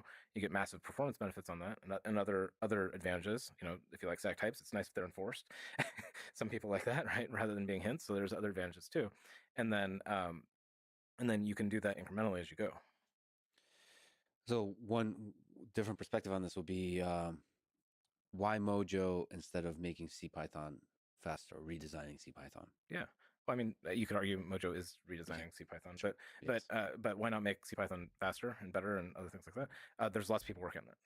So actually, there's a team at Microsoft that is really improving. I think CPython 3.11 came out in October or something like that, and it was 15% faster, 20% faster across the board, which is pretty huge given how mature Python is and things like this. And so that's awesome. I love it. Doesn't run on GPU. It doesn't do AI stuff. Like, it doesn't do vectors, doesn't do things. I'm 20% is good. 35,000 times is better, right? So like they're definitely. I'm a huge fan of that work, by the way, and it composes well with what we're doing. And so it's not like we're fighting or anything like that. It's actually just it's goodness for the world, but it's just a different path, right? And again, we're not working forwards from making Python a little bit better. We're working backwards from what is the limit of physics. What's the process of porting Python code to Mojo? Is there what's involved in that process? Is there tooling for that? Not yet. So we're missing some basic features right now, and so we're continuing to drop out new features like on a weekly basis. But at the fullness of time, give us a year and a half, maybe 2 years. Is it an automatable process? So when we're ready, it'll be very automatable. Yes. Is it automatable? Like, is it possible to automate? In the general case, the Python to Mojo conversion. Yeah. Well, you're saying it's possible. Well, and this is why, I mean, among other reasons why we use tabs. Yes. Right. So first of all, by being a superset, you can, it's like C versus C++. Can you move C code to C++? Yes. Yeah. Right. And you can move C code to C++, and then you can adopt classes. You can adopt templates. You can adopt other references or whatever C++ features you want after you move C code to C++. Like, you can't use templates in C. Right. And so if you leave it as C, fine, you can't use the cool features, but it still works, right? And C and C++ code work together. And so that's the analogy, right? Now, here, right, there's not a Python is bad and then Mojo is good, right? Mojo just gives you superpowers, right? And so if you want to stay with Python, that's cool. But the tooling should be actually very beautiful and simple because we're doing the hard work of defining a superset. Right. So you're right. So there's several things to say there, but also the conversion tooling should probably give you hints as to like how you can improve the code. And then exactly. Once you're in the new world, then you can build all kinds of cool tools to say like, hey, should you adopt this feature? Or like, and we haven't built those tools yet, but I fully expect those tools will exist. And then you can like, quote unquote, modernize your code or however you want to look at it. Right. So, I mean, one of the things that I think is really interesting about Mojo is that there have been a lot of projects to improve Python over the years.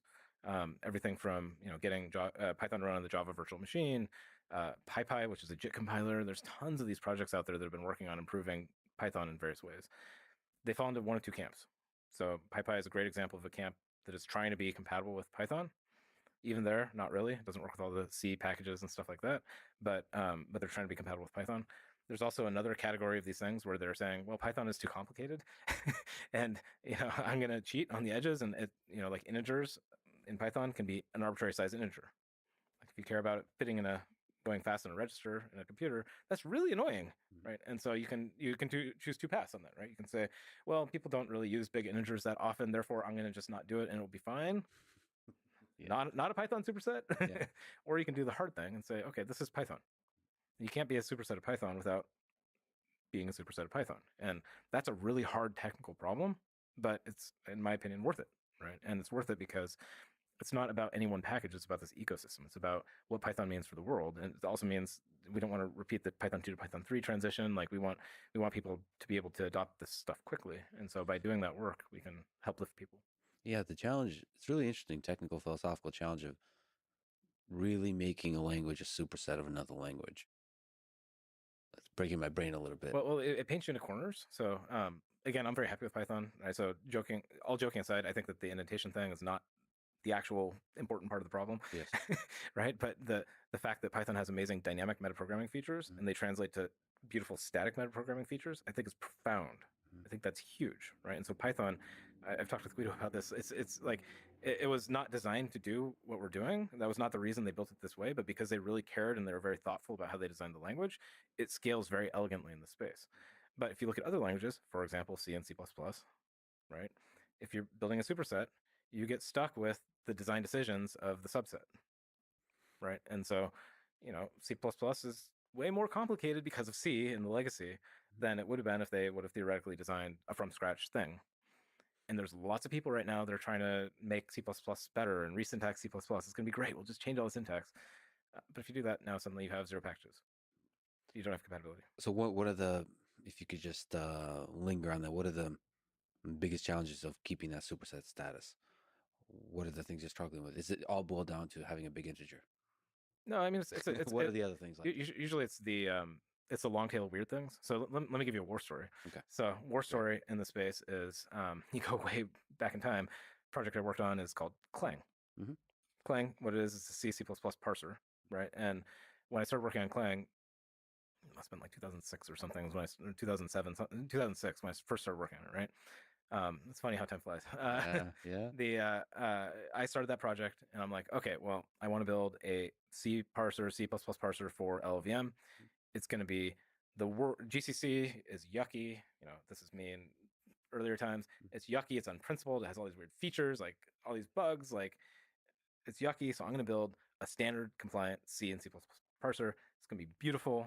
It'll be amazing, well engineered, all the cool things an engineer wants to do. And so I started implementing, building it out, and then I got to include standard io.h. Mhm. And all of the headers in the world use all the GCC stuff. Okay. Yeah. And so again, come back away from theory back to reality, right? I was at a fork on the road. I could have built an amazingly beautiful academic thing that nobody would ever use. Or I could say, well, it's yucky in various ways. All these design mistakes, accents of history, the legacy. At that point, GCC was like over 20 years old, which, by the way, now LLVM's over 20 years old. Yep. Right? And so it's funny how Yep. time catches up to you, right? And so you say, okay, well, what is easier, right? I mean, as an engineer, it's actually much easier for me to go implement long tail compatibility weird features, even if they're distasteful, and just do the hard work and like figure it out, reverse engineer it, understand what it is, write a bunch of test cases, like try to understand behavior. It's way easier to do all that work as an engineer than it is to go talk to all C programmers and argue with them and try to get them to rewrite their code. Yeah. Right. And because that breaks a lot more things. Yeah. And you have realities like nobody actually even understands how the code works because it was written by the person who quit 10 years ago. Right. And so this software is kind of frustrating that way, but that's how the world works. Right? Yeah. Unfortunately, it can never be this perfect, beautiful thing. Well, there are occasions in which you get to build, like, you invent a new data structure or something like that, or there's this beautiful algorithm that just like makes you super happy. And I love that moment. But when you're working with people, yeah, and you're working with code and dusty deck code bases and things like this, right? It's not about what's theoretically beautiful. It's about what's practical, what's real, what people actually use. And I don't meet a lot of people that say, I want to rewrite all my code just for the sake of it. Mm-hmm. By the way, there could be interesting possibilities, and we'll probably talk about it, where AI can help rewrite some code. That might be farther out future, but it's a really interesting one. Yeah. How that could create more, be a tool in the battle against this monster of complexity that you mentioned. Yeah. You mentioned Guido, the benevolent dictator for life of Python. What does he think about Mojo? Have you talked to him much about it? I have talked with him about it. He found it very interesting. We actually talked with Guido before it launched, and so he was aware of it before it went public.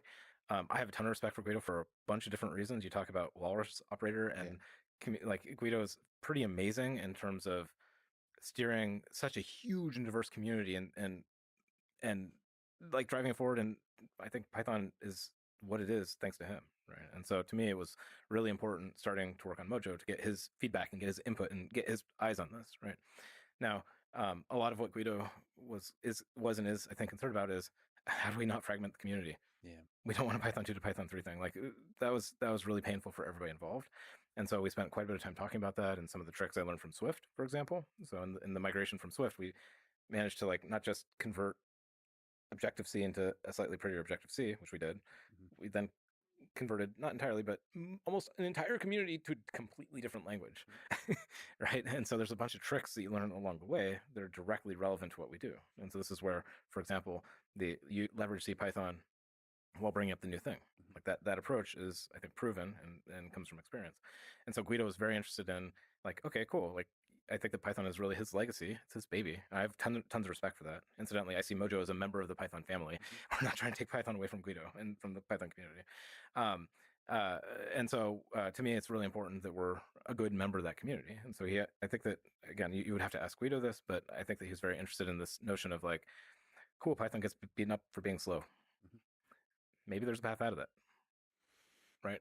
And that, if the future is Python, right? I mean, look at the far outside case on this, right? And I'm not saying this is Guido's perspective, but there's this path of saying like, okay, well, suddenly Python can suddenly go all the places it's never been able to go before, right? And that means that Python can go even further and can have even more impact on the world.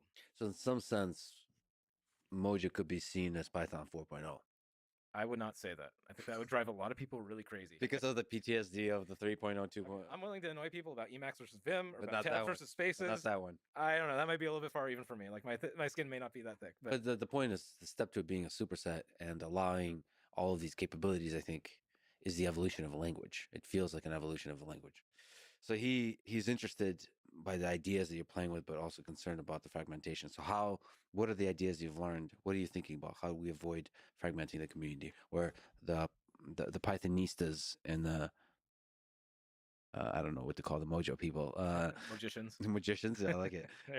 Can coexist happily and share code, and basically just have these big code bases that are using C Python and more moving towards Mojo.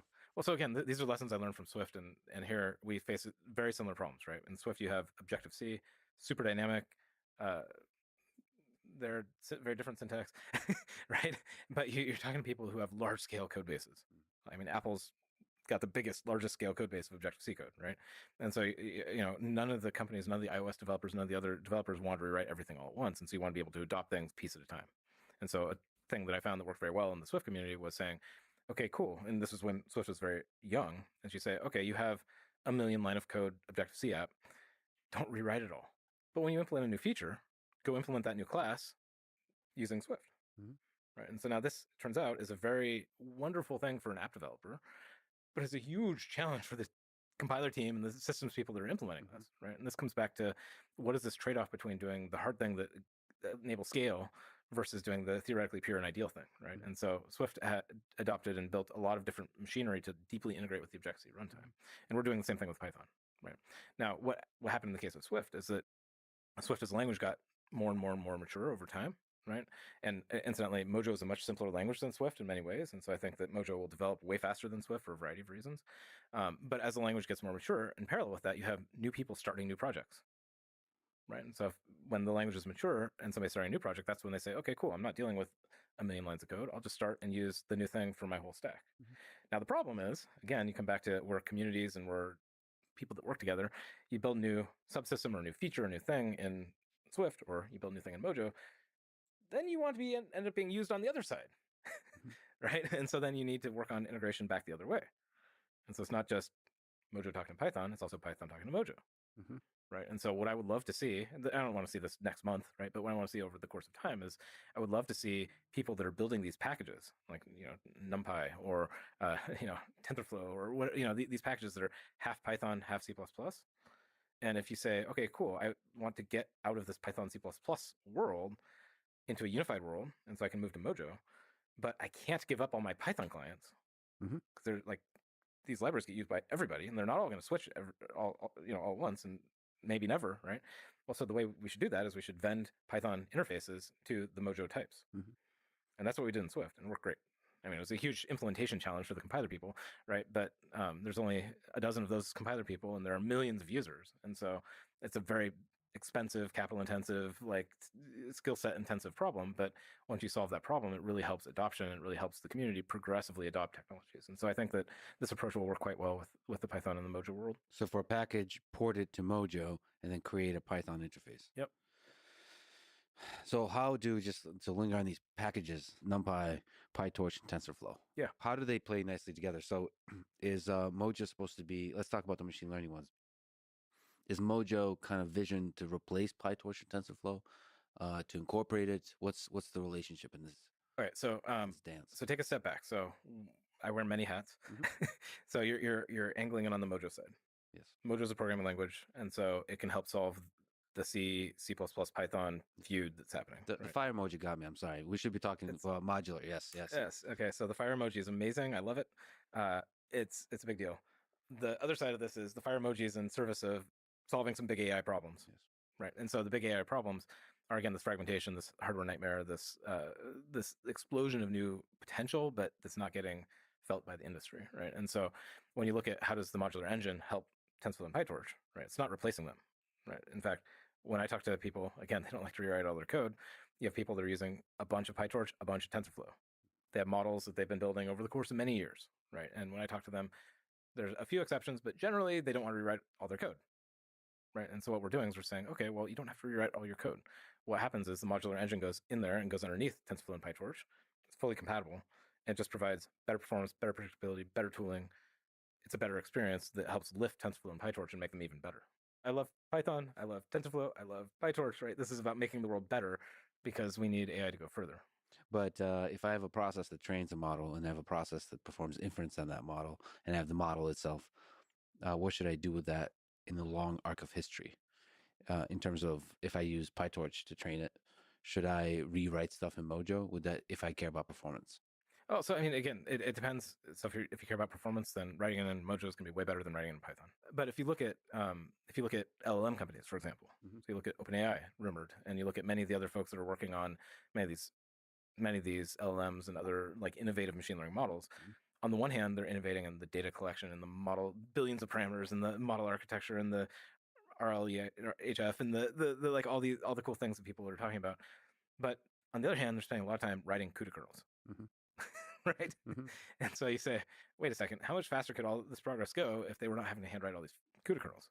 Right? And so there are a few technologies that are out there, and people have been working on this problem for a while, and they're trying to solve subsets of the problem, again, kind of fragmenting the space. And so what Mojo provides for these kinds of companies is the ability to say, cool, I can have a unifying theory. Right? And again, the better together, the unifying theory, the two-world problem or the three-world problem or the n-world problem, like this is the thing that is slowing people down. And so as we help solve this problem, I think it'll be very helpful for making this whole cycle go faster. So obviously we've talked about the transition from Objective-C to Swift. You've designed this programming language, and you've also talked quite a bit about the use of Swift for machine learning context. Why have you decided to move away from maybe an intense focus on Swift for the machine learning context versus sort of designing a new programming language that happens to be a superset? You're saying this is an irrational set of life choices I make? Or what? Did you go to the desert and did you meditate on it? Okay, all right. No, it was bold. It was bold and needed, and I think I mean it's just bold, and sometimes to take those leaps is a difficult leap to take. Yeah, well, so okay. I mean, I think there's a couple of different things. So, actually, I left Apple back in 2017, like January 2017. So it's been a number of years that I left Apple, and the reason I left Apple was to do AI. Okay, so and again, I won't comment on Apple and AI, but the at the time, right, I wanted to get into and understand the technology, understand the applications, the workloads, and so I was like, okay, I'm going to go dive deep into applied and AI, and then the technology underneath it, right? I found myself at Google, and that was like when TPUs were waking up. Exactly, and so I found myself at Google, and Jeff Dean, who's a rock star, as you know, right?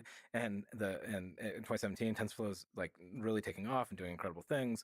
And I was attracted to Google to help them with the TPUs, right? And TPUs are an innovative hardware accelerator platform. Have now, I mean, I think proven massive scale and like done incredible things, right? And so one of the things that this led into is a bunch of different projects, which I'll skip over, right? One of which was this Swift for TensorFlow project, right? And so that project was a research project. And so the idea of that is say, okay, well, let's look at innovative new programming models where we can get a fast programming language, we can get automatic differentiation into the language. Let's push the boundaries of these things in a research setting, right? Now, that project, I think, lasted 2-3 years. There's some really cool outcomes of that. So one of the things that's really interesting is I published a talk at an LLVM conference in 2018. Again, this seems like so long ago, about graph program abstraction, which is basically the thing that's in PyTorch 2. And so PyTorch 2, with all this Dynamo Rio thing, it's all about this graph program abstraction thing from Python bytecodes. And so a lot of the research that was done ended up pursuing and going out through the industry and influencing things. And I think it's super exciting and awesome to see that. But the Swift for TensorFlow project itself did not work out super well. And so there's a couple of different problems with that. One of which is that you may have noticed Swift is not Python. There's a few people that write Python code. Yes. And so it turns out that all of ML is pretty happy with Python. It's actually a problem that other programming languages have as well, that they're not Python. We'll probably maybe briefly talk about Julia. It was a very interesting, beautiful programming language, but it's not Python. Exactly. Well, like if you're saying I'm going to solve a machine learning problem where all the programmers are Python programmers, and you say the first thing you have to do is switch to a different language, well, your new thing may be good or bad or whatever, but if it's a new thing, the adoption barrier is massive. It's still possible. Still possible. Yeah, absolutely. The world changes and evolves, and there's definitely room for new and good ideas, but it just makes it so much harder, right? And so, lesson learned: Swift is not Python, and people are not always in search of like learning a new thing for the sake of learning a new thing. And if you want to be compatible with all the world's code, turns out, meet the world where it is, right? Second thing is that a lesson learned is that Swift, as a very fast and efficient language, kind of like Mojo, but a different take on it still, really worked well with eager mode. And so eager mode is something that PyTorch does, and it proved out really well, and it enables really expressive and dynamic and easy to debug programming. TensorFlow at the time was not set up for that. Let's say that was not. The timing is also important in this world. Yeah. And TensorFlow is a good thing, and it has many strengths, but you could say Swift for TensorFlow is a good idea, except for the Swift and except for the TensorFlow part. So Swift because it's not Python, and TensorFlow because it's not. It wasn't set up for eager mode at the time. Yeah, it was 1.0. Exactly. Yeah. And so one of the things about that is that in the context of it being a research project, I'm very happy with the fact that we built a lot of really cool technology. We learned a lot of things. I think the ideas went on to have influence in other systems like PyTorch. A few people use that, I hear, right? And so I think that's super cool. And for me personally, I learned so much from it, right? And I think a lot of the engineers that worked on it also learned a tremendous amount. And so, I think that that's just really exciting to see. And I'm sorry that the project didn't work out. I wish it did, of course, right? But it's a research project, and so you're there to learn from it.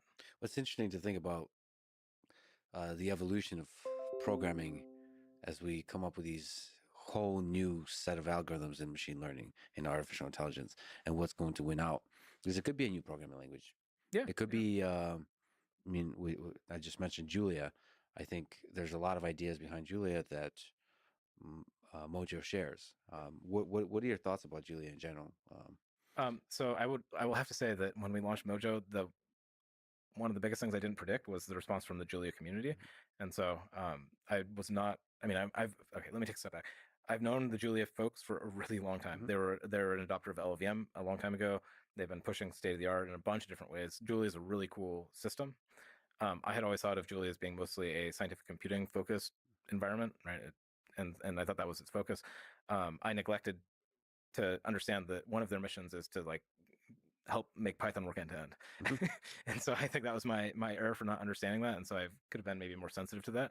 Mm-hmm. But there's major differences between what Mojo is doing and what Julia is doing. Mm-hmm. So as you say, Julia is not Python, mm-hmm. right? And so one of the things that a lot of the Julia people came out and said is like, okay, well, if we put a ton of more energy and ton more money or engineering or whatever into Julia, maybe that would be better than starting Mojo, right? Well, I mean, maybe that's true, but it still wouldn't make Julia into Python. So if you work backwards from the goal of let's build something for Python programmers without requiring them to relearn syntax, then Julia just isn't there, right? I mean, that's a different thing, right? And so if you anchor on I love Julia and I want Julia to go further, then you can look at it from a different lens. But the lens we were coming at was, hey, everybody is using Python. Syntax isn't broken. Mm-hmm. Let's take what's great about Python and make it even better. And so it's just a different starting point. So I think Julia is a great language. The community is a lovely community. They're doing really cool stuff, but it's just a slightly different angle. But it does seem that Python is quite sticky.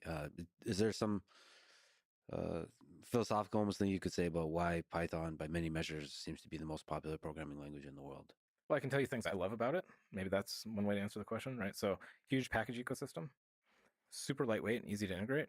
It has very low startup time.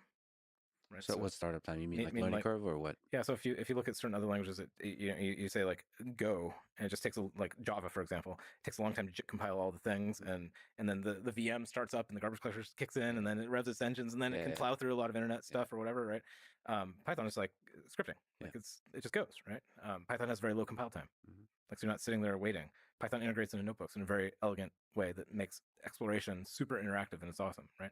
Python is also it's like almost the glue of computing because it has such a simple object representation. A lot of things plug into it. That dynamic metaprogramming thing we were talking about also enables really expressive and beautiful APIs, right? So there's lots of reasons that you can look at technical things that Python has done and say like, okay, wow, this is actually a pretty amazing thing. And any one of those you can neglect. People all just talk about indentation and ignore like the fundamental things. But then you also look at the community side, right? So Python owns machine learning. Machine learning is pretty big. Yeah, and it's growing. And it's growing, right? And it's growing in importance, right? And so there's a reputation and prestige to machine learning, to where like if you're a new programmer, you're thinking about like which programming language do I use? Well, I should probably care about machine learning. Therefore, let me try Python, and it kind of builds and builds and builds. And even go back before that. Like my kids learn Python, right? Not because I'm telling them to learn Python, but because were they rebelling against you or what? Well, no, right. Well, they also learn Scratch, right, and things like this too. But it's because Python is taught everywhere, right? Because it's easy to learn, right, and because it's pervasive, right. And there's back in my day, we learned Java and C++. Yeah, well, uphill both directions. But yes, I guess Python is the main language of teaching software engineering in schools now. Yeah, well, and if you look at this, there's these growth cycles, right? If you look at what causes things to become popular and then gain in popularity, there's reinforcing feedback loops and things like this. And I think Python has done, again, the whole community has done a really good job of building those growth loops and help propel the ecosystem. And I think that, again, you look at what you can get done with just a few lines of code. It's amazing. So this kind of self-building loop is interesting to understand, because when you look at Mojo, what it stands for, some of the features, it seems sort of clear that this is a good direction for programming languages to evolve in the machine learning community. But it's still not obvious that it will, because of this, whatever the engine of popularity, of virality. Is there something you could speak to, like how do you get people to switch? Yeah, well, I mean, I think that the viral growth loop is to switch people to Unicode.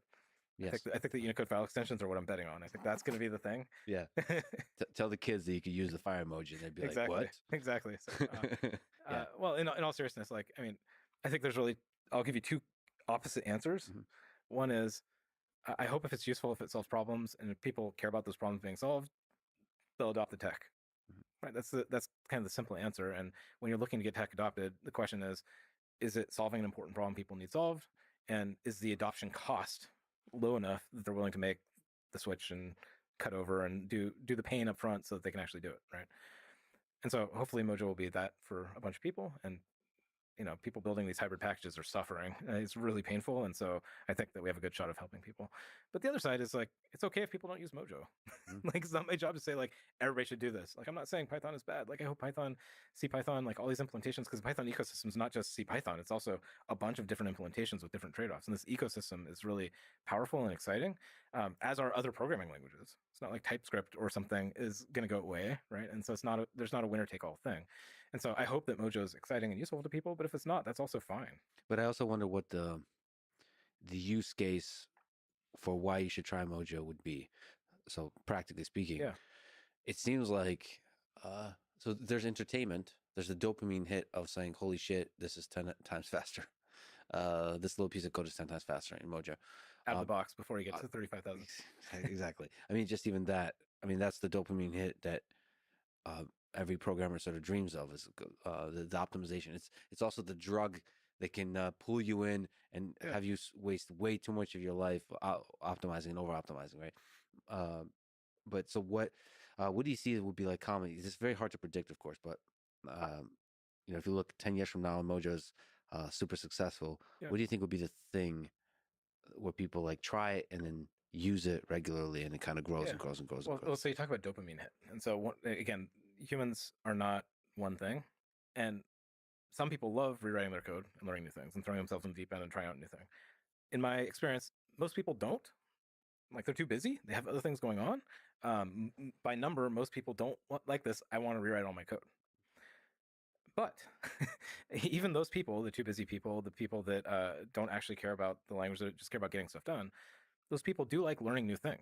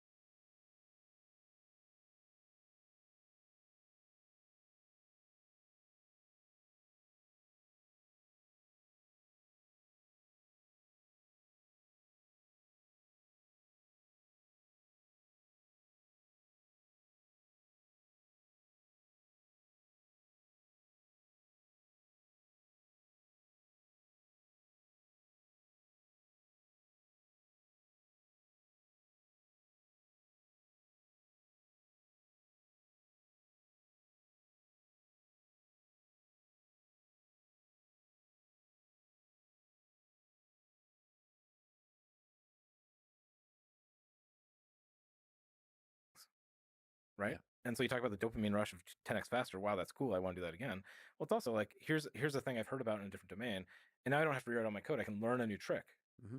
right? Well, that's called growth, Mhm. you know. And so one thing that I think is cool about Mojo, and again, those will take a little bit of time for example, the blog posts and the books and like all that kind of stuff to develop, and the language needs to get further along. But what we're doing, you talk about types, like you can say, look, you can start with the world you already know, and you can progressively learn new things and adopt them where it makes sense. And if you never do that, that's cool. You're not a bad person. if you get really excited about it and want to go all the way in the deep end and want to rewrite everything and like whatever, that's cool, right? But I think the middle path is actually the more likely one, where it's you come out with a new idea and you discover, wow, that makes my code way simpler, way more beautiful, way faster, way whatever. And I think that's what people like. Now, if you fast forward and you said like 10 years out, right? I can give you a very different answer on that, which is, I mean, if you go back and look at what computers looked like 20 years ago, every 18 months they got faster for free. Right, 2x faster every 18 months. It was like clockwork. It was free, right? You go back 10 years ago and we entered in this world where suddenly we had multi-core CPUs and we had GPUs. And if you squint and turn your head, what a GPU is it's just a many core, very simple CPU thing, kind of, right? And so and 10 years ago it was CPUs and GPUs and graphics. Today we have CPUs, GPUs, graphics, and AI, because it's so important, because the compute is so demanding, because of the smart cameras and the watches and all the different places that AI needs to work in our lives. It's caused this explosion of hardware. And so part of my thesis, part of my belief of where computing goes, if you look out 10 years from now, is it's not going to get simpler. Physics isn't going back to where we came from. It's only going to get weirder from here on out, right? And so to me, the exciting part about what we're building is it's about building that universal platform, which the world can continue to get weird, because again, I don't think it's avoidable, it's physics, but we can help lift people, scale, do things with it, and they don't have to rewrite their code every time a new device comes out. And I think that's pretty cool. And so if Mojo can help with that problem, then I think that it will be hopefully quite interesting and quite useful to a wide range of people, because there's so much potential, and like there's so much, maybe analog computers will become a thing or something, right? And we need to be able to get into a mode where we can move this programming model forward, but do so in a way where we're lifting people and growing them instead of forcing them to rewrite all their code and exploding them. Do you think there'll be a few major libraries that go Mojo first? Well, so I mean, the modular engine's all Mojo. So again, come back to like, we're not building Mojo because it's fun. We're building Mojo because we had to solve these accelerated. That's the origin story. problems. But I mean, ones that are currently in Python. Yeah, so I think that a number of these projects will. And so one of the things, again, this is just my best guess. Like each of the package maintainers also has, I'm sure, plenty of other things going on. People really don't like rewriting code just for the sake of rewriting code. But sometimes like people are excited about like adopting a new idea. Yeah. It turns out that while rewriting code is generally not people's first thing, turns out that redesigning something while you rewrite it and using a rewrite as an excuse to redesign can lead to the 2.0 of your thing that's way better than the 1.0, right? And so I have no idea. I can't predict that. But there's a lot of these places where, again, if you have a package that is half C and half Python, right, you just solve the pain, make it easier to move things faster, make it easier to debug and evolve your tech. Adopting Mojo kind of makes sense to start with, and then it gives you this opportunity to rethink these things. So the two big gains are that there's a performance gain, and then there's the portability to all kinds of different devices. And there's safety, right? So you talk about real types. I mean, not saying this is for everybody, but that's actually a pretty big thing, right? Yeah, and types are... And so there's a bunch of different aspects of what value Mojo provides. And so, I mean, it's funny for me, like I've been working on these kinds of technologies and tools for too many years now. But you look at Swift, right? And we talked about Swift for TensorFlow, but Swift as a programming language, right? Swift's now 13 years old from when I started it. Yeah.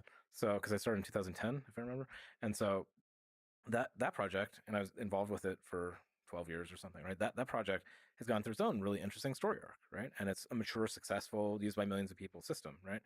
Certainly not dead yet, right? But also going through that story arc, I learned a tremendous amount about building languages, about building compilers, about working with the community and things like this. And so that experience, like I'm helping channel and bring directly into Mojo. And other systems, same thing. Like apparently I like building and iterating and evolving things. And so you look at this LLVM thing that I worked on 20 years ago, and you look at MLIR, right? And so a lot of the lessons learned in LLVM got fed into MLIR. And I think that MLIR is a way better system than LLVM was. And Swift is a really good system, and it's amazing. But I hope that Mojo will take the next step forward in terms of design. In terms of running Mojo, people can play with it. What's Mojo Playground? Yeah. And from the interface perspective and from the hardware perspective, what's this incredible thing running on. Yeah. So right now, here we are 2 weeks after launch. Yes. We decided that, okay, we have this incredible set of technology that we think might be good, but we have not given it to lots of people yet. And so we were very conservative and said, let's put it in a workbook so that if it crashes, we can do something about it. We can monitor and track that, right? And so, again, things are still super early, but we're having like one person a minute sign up with over 70,000 people 2 weeks in. It's kind of crazy. So you can sign up to Mojo Playground and you can use it in the cloud. Yeah. In your browser. And so what that's running on, notebook. Right? Yeah, what that's running on is that's running on cloud VMs. And so you share a machine with a bunch of other people, but it turns out there's a bunch of them now because there's a lot of people. And so what you're doing is you're getting free compute and you're getting to play with this thing in kind of a limited, controlled way so that we can make sure that it doesn't totally crash and be embarrassing, right? Yeah. So now a lot of the feedback we've gotten is people want to download it locally, so we're working on that right now. And so that's the goal, to be able to download locally. Yeah, that's what everybody expects. And so we're working on that right now. And so we just want to make sure that we do it right. And I think this is one of the lessons I learned from Swift also, by the way, is that when we launched Swift, gosh, it feels like forever ago. It was 2014, and it was super exciting. The team, had worked on Swift for a number of years in secrecy. Okay. And we, 4 years into this development, roughly, of working on this thing, at that point, about 250 people at Apple knew about it. Yeah. Okay. So it was secret. Apple's good at secrecy, and it was a secret project. And so we launched this at WWDC, a bunch of hoopla and excitement, and said, developers are going to be able to develop and submit apps to the App Store in 3 months. Okay. Well, several interesting things happened, right? So first of all, we learned that it had a lot of bugs. It was not actually production quality, and it was extremely stressful in terms of like trying to get it working for a bunch of people. And so what happened is we went from 0 to, I don't know how many developers Apple had at the time, but a lot of developers overnight, and they ran into a lot of bugs, and it was really embarrassing, and it was very stressful for everybody involved, right? It was also very exciting because everybody was excited about that. The other thing I learned is that when that happened, roughly every software engineer who did not know about the project at Apple, their head exploded when it was launched because they didn't know it was coming.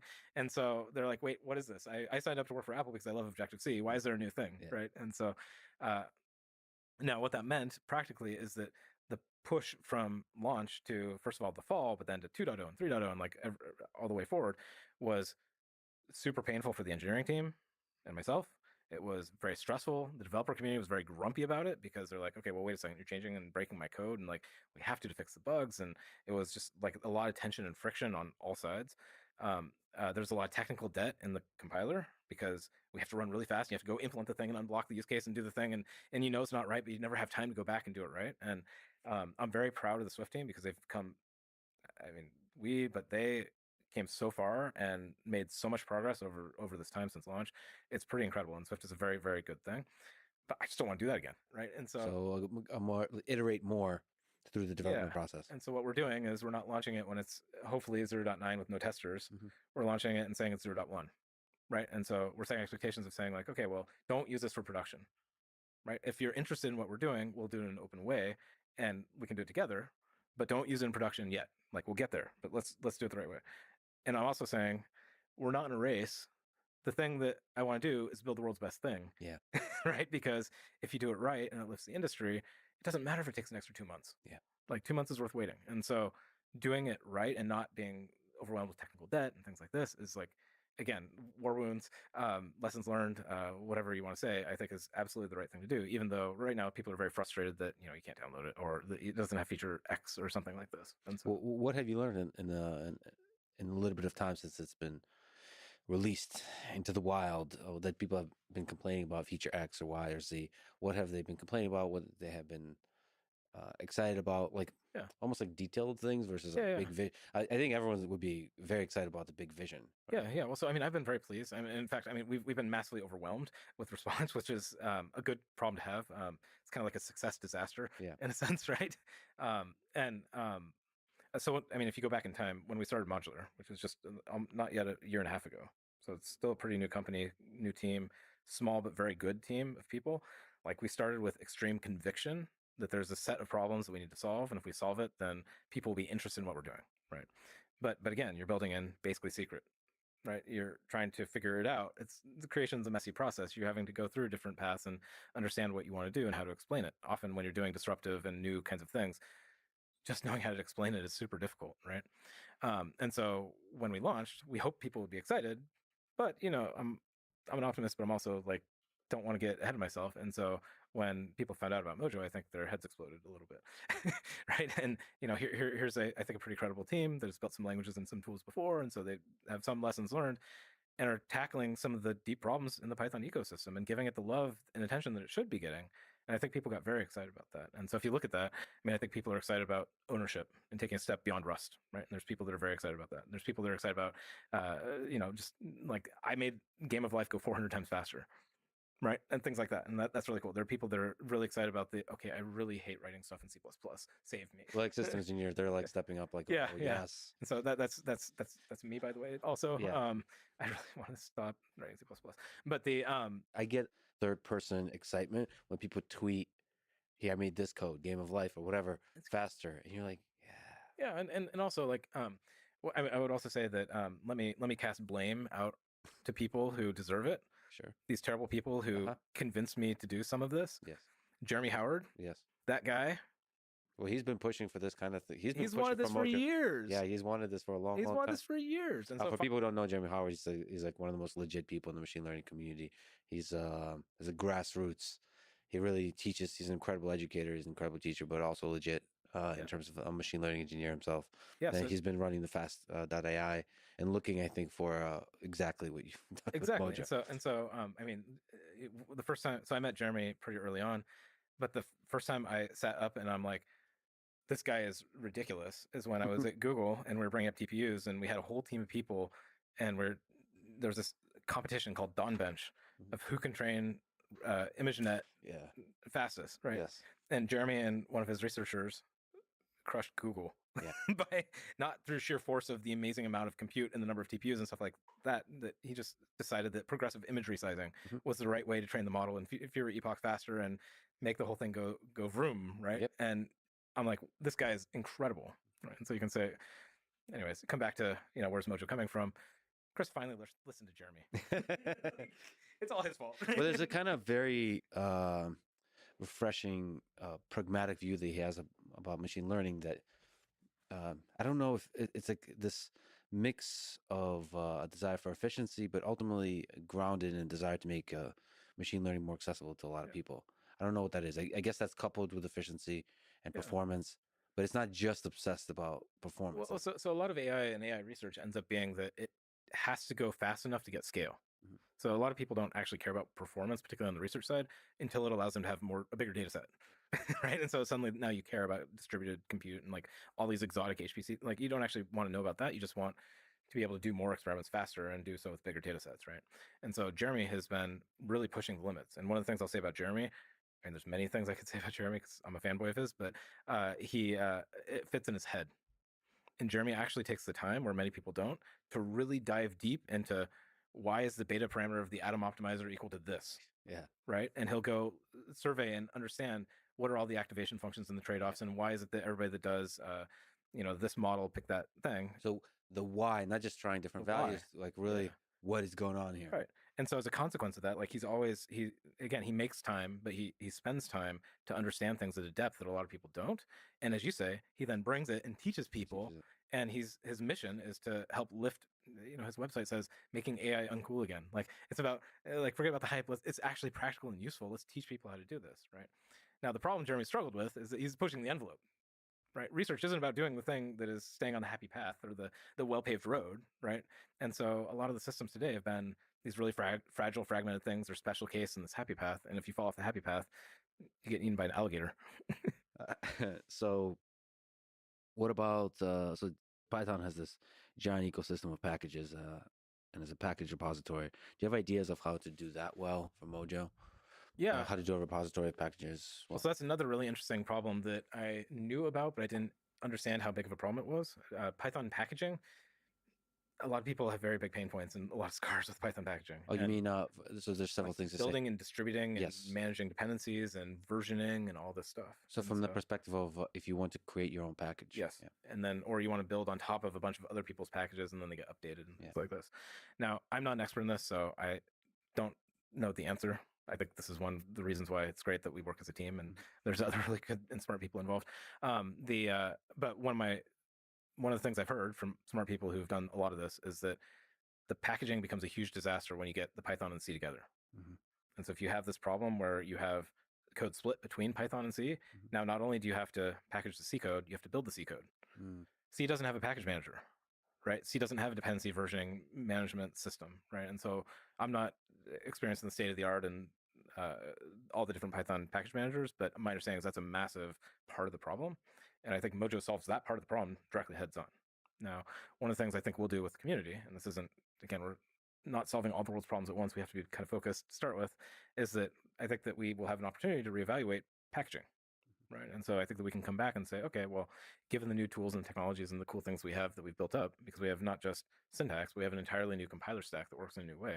Maybe there's other innovations we can bring together, and maybe we can help solve that problem. So almost a tangent to that question from the user perspective of packages. It was always surprising to me that it was not easier to sort of explore and find packages. You know, with pip install, and it feels it's an incredible ecosystem. It's just interesting that it wasn't made. It's still, I think, not made easier to discover packages, to do like search and discovery, as YouTube calls it. Well, I mean, it's kind of funny because this is one of the challenges of these like intentionally decentralized communities. And so I don't know what the right answer is for Python. I mean, there are many people that would, or I don't even know the right answer for Mojo. There are many people that would have much more informed opinions than I do. But it's interesting if you look at this, right? Open source communities. You know, there's Git. Git is a fully decentralized, and anybody can do it any way they want. But then there's GitHub, right? And GitHub, centralized, commercial in that case, right? Thing really help pull together and help solve some of the discovery problems and help build a more consistent community. And so maybe there's opportunities for something like a GitHub for people. Although even GitHub, I might be wrong on this, but the search and discovery for GitHub is not that great. Like I still use Google search. Yeah, well, I mean, maybe that's because GitHub doesn't want to replace Google search, right? And I think there is room for specialized solutions to specific problems. But sure, I don't know. I don't know the right answer for GitHub either. They can go figure that out. But the point is to have an interface that's usable, that's accessible to people of all different skill levels. And so well, and again, like what are the benefit of standards, right? Standards allow you to build these next level up ecosystem, next level up infrastructure, and next level up things. And so, again, come back to I hate complexity. C plus Python is complicated. It makes everything more difficult to deal with. It makes it difficult to port, move code around, work with. All these things get more complicated. And so, I mean, I'm not an expert, but maybe Mojo can help a little bit by helping reduce the amount of C in this ecosystem and make it therefore scale better. So any kind of packages that are hybrid in nature would be a natural fit to move to Mojo. Which is a lot of them, by the way. Yeah. So. A lot of them, especially, they're doing some interesting stuff computation-wise. Let me ask you about some features. Yeah. So we talked about, obviously, indentation, that it's a typed language or optionally typed. Is that the right way to say it? It's either optionally or progressively. Progressively. I think so people have very strong opinions on the right word to use. Yeah. I don't know. I look forward to your letters. So there's the var versus let, but let is for constants.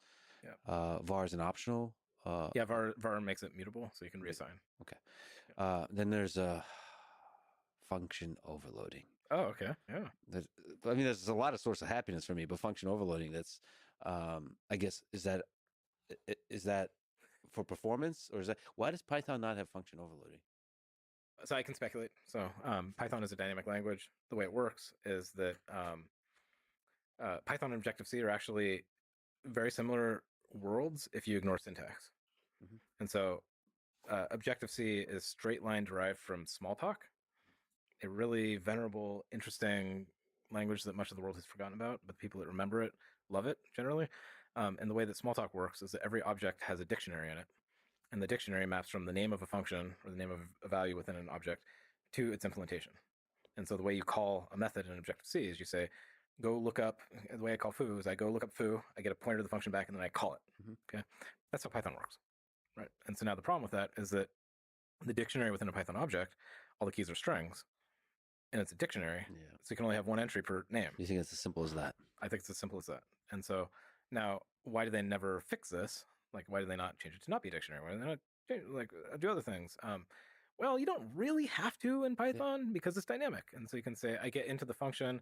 Now, if I got past an integer, do some dynamic tests for it. If it's a string, go do another thing. There's another additional challenge, which is even if you did support overloading, you're saying, okay, well, here's a version of a function for integers and a function for strings. Well, you'd have even if you could put it in that dictionary, you'd have to have the caller do the dispatch. Mhm. And so every time you call the function, you'd have to say like, is it an integer or is it a string? And so you'd have to figure out where to do that test. And so in a dynamic language, overloading is something you don't have to have. So, but now you get into a typed language, and in Python, if you subscript with an integer, then you get typically one element out of a collection. If you subscript with a range, you get a different thing out, right? And so often in typed languages, you'll want to be able to express the fact that, cool, I have different behavior depending on what I actually pass into this thing. If you can model that, it can make it safer and more predictable and faster and like all these things. It somehow feels safer, yes, but also feels empowering. Like in terms of clarity, like you don't have to design whole different functions. Yeah, well, this is also one of the challenges with the existing Python typing systems is that in practice, like you take subscript, like in practice, a lot of these functions, they don't have one signature, right? They actually have different behavior in different cases. And so this is why it's difficult to like retrofit this into existing Python code and make it play well with typing. You kind of have to design for that. Okay, so there's a interesting distinction that people that program Python might be interested in is def versus fn. So it's two different ways to define a function. Yep. And fn is a stricter version of def. Yep. What's the coolness that comes from the strictness? So here you get into what is the trade-off with the superset. Yes. Okay, so superset, you have to, or you really want to be compatible. Like if you're doing a superset, you've decided compatibility with existing code is the important thing, even if some of the decisions they made were maybe not what you'd choose. Yeah. Okay. So that means you put a lot of time in compatibility, and that means that you get locked into decisions of the past, even if they may not have been a good thing, right? Now, systems programmers typically like to control things, right? And they want to make sure that, not all cases, of course, and even systems programmers are not one thing, right? But often you want predictability. And so one of the things that Python has, for example, as you know, is that if you define a variable, you just say x equals 4. I have a variable named x. Now I say some long name equals 17. Print out some long name. Oops, but I typoed it. Right? Well, the Python compiler doesn't know in all cases what you're defining and what you're using, and did you typo the use of it or the definition? Right? And so for people coming from typed languages, again, I'm not saying they're right or wrong, but that drives them crazy because they want the compiler to tell them you typoed the name of this thing, right? And so what fn does is it turns on, as you say, it's a strict mode, and so it says, okay, well, you have to actually intentionally declare your variables before you use them. That gives you more predictability, more error checking, and things like this. But you don't have to use it. And this is a way that Mojo is both compatible, because defs work the same way that defs have always worked, but it provides a new alternative that gives you more control, and it allows certain kinds of people that have a different philosophy to be able to express that and get that. But usually, if you're writing Mojo code from scratch, you'll be using fn. It depends. Again, it depends on your mentality, right? It's not that def is Python and fn is Mojo. Mojo has both, and it loves both, right? It really depends on. Fn is just strict. Yeah, exactly. Are you playing around and scripting something out? And is it a one-off throwaway script? Cool. Like Python is great at that. I will still be using fn, but yeah. Well, so I love strictness. Okay, well, so control, power. You also like suffering, right? Yes. They go hand in hand. How many pull-ups? I've lost count at this. Yeah, exactly. At this point. So and that's cool. I love you for that. Yeah. And I love other people who like strict things, right? But I don't want to say that that's the right thing, because Python's also very beautiful for hacking around and doing stuff in research and these other cases where you may not want that. See, I just feel like maybe I'm wrong in that, but it feels like strictness leads to faster debugging. So in terms of going from, even on a small project, from 0 to completion, it just, I guess it depends how many bugs you generate usually. Well, so I mean, it's again, lessons learned and looking at the ecosystem. It's really, I think it's, if you study some of these languages over time, like the Ruby community, for example. Now, Ruby is a pretty well-developed, pretty established community, but along their path, they really invested in unit testing. Like, so I think that the Ruby community has really pushed forward the state-of-the-art of testing, because they didn't have a type system that caught a lot of bugs at compile time, right? And so you can have the best of both worlds. You can have good testing and good types, right? And things like this. But I thought that it was really interesting to see how certain challenges get solved. And in Python, for example, the interactive notebook kind of experiences and stuff like this are really amazing. And if you typo something, it doesn't matter. It just tells you it's fine, right? And so I think that the trade-offs are very different if you're building a large-scale production system versus you're building and exploring a notebook. And speaking of control, the hilarious thing, if you look at code I write just for myself for fun, it's like littered with asserts everywhere. Yeah. it's a kind of... yeah, you'd like types. It's basically saying, in a dictatorial way, this should be true now, otherwise everything stops. Well, You know? and that is a sign. And again, I love you, man, but that is a Yeah. sign of somebody who likes control. Yeah. And so, yes, I think that you'll like How did FN. this turn into I think you'll like therapy? Mojo. Therapy session. Yes, I definitely will. Speaking of asserts, exceptions are called errors. Why is it called errors? So we use the same. We're the same as Python, Mhm. right? But we implement it in a very different way, right? And so if you look at other languages, like we'll pick on C++, our favorite, right? C++ has this thing called zero cost exception handling. Okay, so, and this is, in my opinion, something to learn lessons from. It's a nice polite way of Okay. saying it. And Yeah. so zero cost exception handling, the way it works is that it's called zero cost because if you don't throw an exception, there's supposed to be no overhead for the non-error code, Mhm. and so it takes the error path out of the common path. It does this by making throwing an error extremely expensive. And so if you actually throw an error with a C++ compiler using exceptions, it has to go look up in tables on the side and do all this stuff. And so throwing an error can be like 10,000 times more expensive than returning from a function, right? Also, it's called zero cost exceptions, but it's not zero cost by any stretch of the imagination because it massively bloats out your code, your binary. It also adds a whole bunch of different paths because of destructors and other things like that that exist in C++. And it reduces the number of optimizations. It has like all these effects. And so this thing that was called zero cost exceptions, it really ain't. Okay. Now, if you fast forward to newer languages, and this includes Swift and Rust and Go and now Mojo, well, in Python's a little bit different because it's interpreted, and so like it's got a little bit of a different thing going on. But if you look at compiled languages, many newer languages say, okay, well, let's not do that zero cost exception handling thing. Let's actually treat throwing an error the same as returning a variant, returning Mhm. either the normal result or an error. Mhm. Now, programmers generally don't want to deal with all the typing machinery and like pushing around a variant. And so you use all the syntax that Python gives us, for example, try and catch, and functions that raise and things like this. You can put a raises decorator on your function, stuff like this.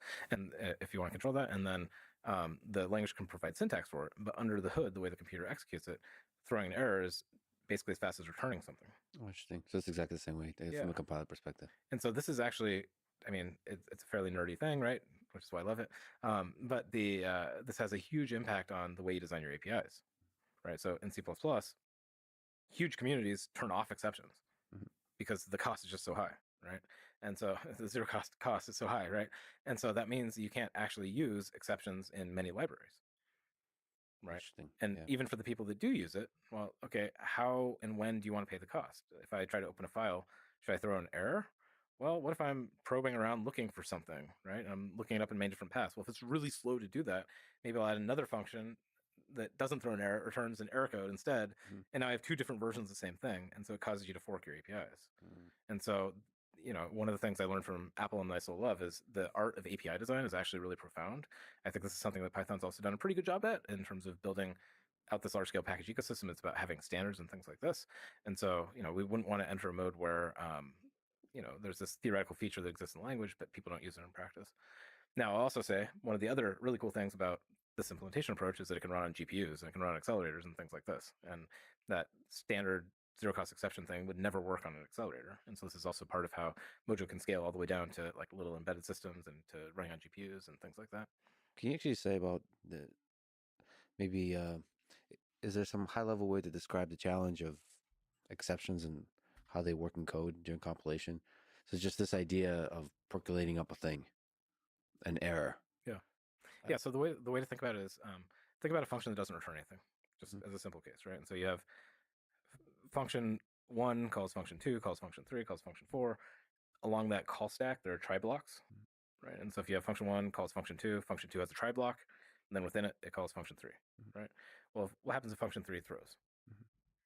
Well, actually, start simpler. What happens if it returns? Well, if it returns, it's supposed to go back out and continue executing and then fall off the bottom of the try block and keep going, and all's good. If the function throws, you're supposed to exit the current function and then get into the accept clause, Mhm. right? And then do whatever code's there and then keep following on and going on. And so the way that a compiler like Mojo works is that the call to that function, which happens in the accept block, calls the function, and then instead of returning nothing, it actually returns, a variant between nothing and an error. And so if you return normally, if you fall off the bottom or do a return, you return nothing. And if you throw an error, you return the variant that is I'm an error, right? So when you get to the call, you say, okay, cool, I called a function. Hey, I know locally I'm in a try block, right? And so I call the function and then I check to see what it returns. Aha, if it's that error thing, jump to the except block. And that's all done for you behind the scenes. Exactly. And so the compiler does all this for you.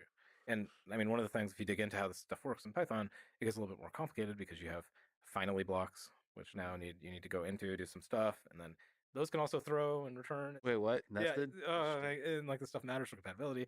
Like there's Really? You can nest them?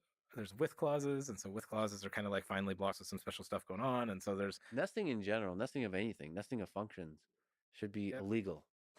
Well, it just feels like it adds a level of complexity.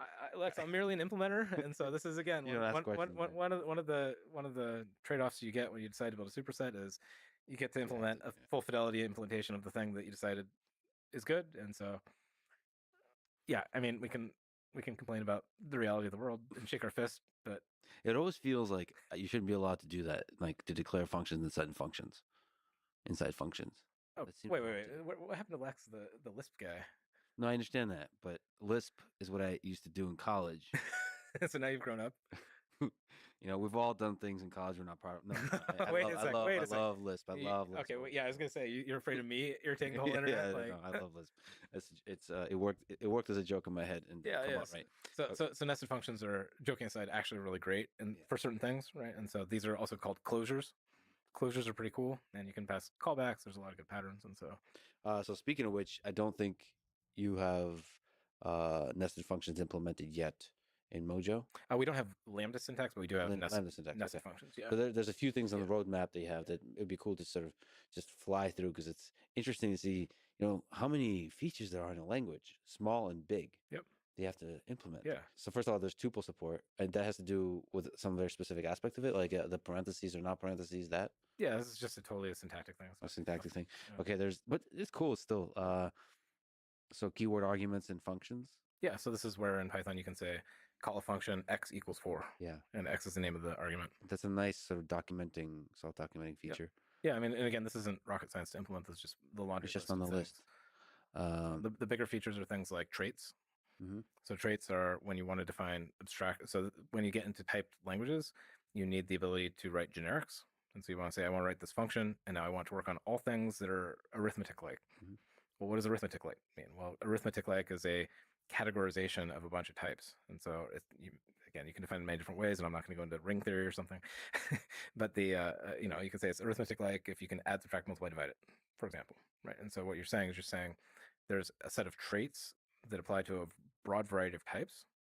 And so all these types of arithmetic-like, all these tensors and floating point and integer, and like there's this category of types. And then I can define on an orthogonal axis algorithms that then work against types that have those properties. And so this is it's a widely known thing. It's been implemented in Swift and Rust and many languages. So it's not Haskell, which is where everybody learns their tricks from. But we need to implement that, and that'll enable a new level of expressivity. So classes. Yeah, classes are a big deal. It's a big deal still to be implemented.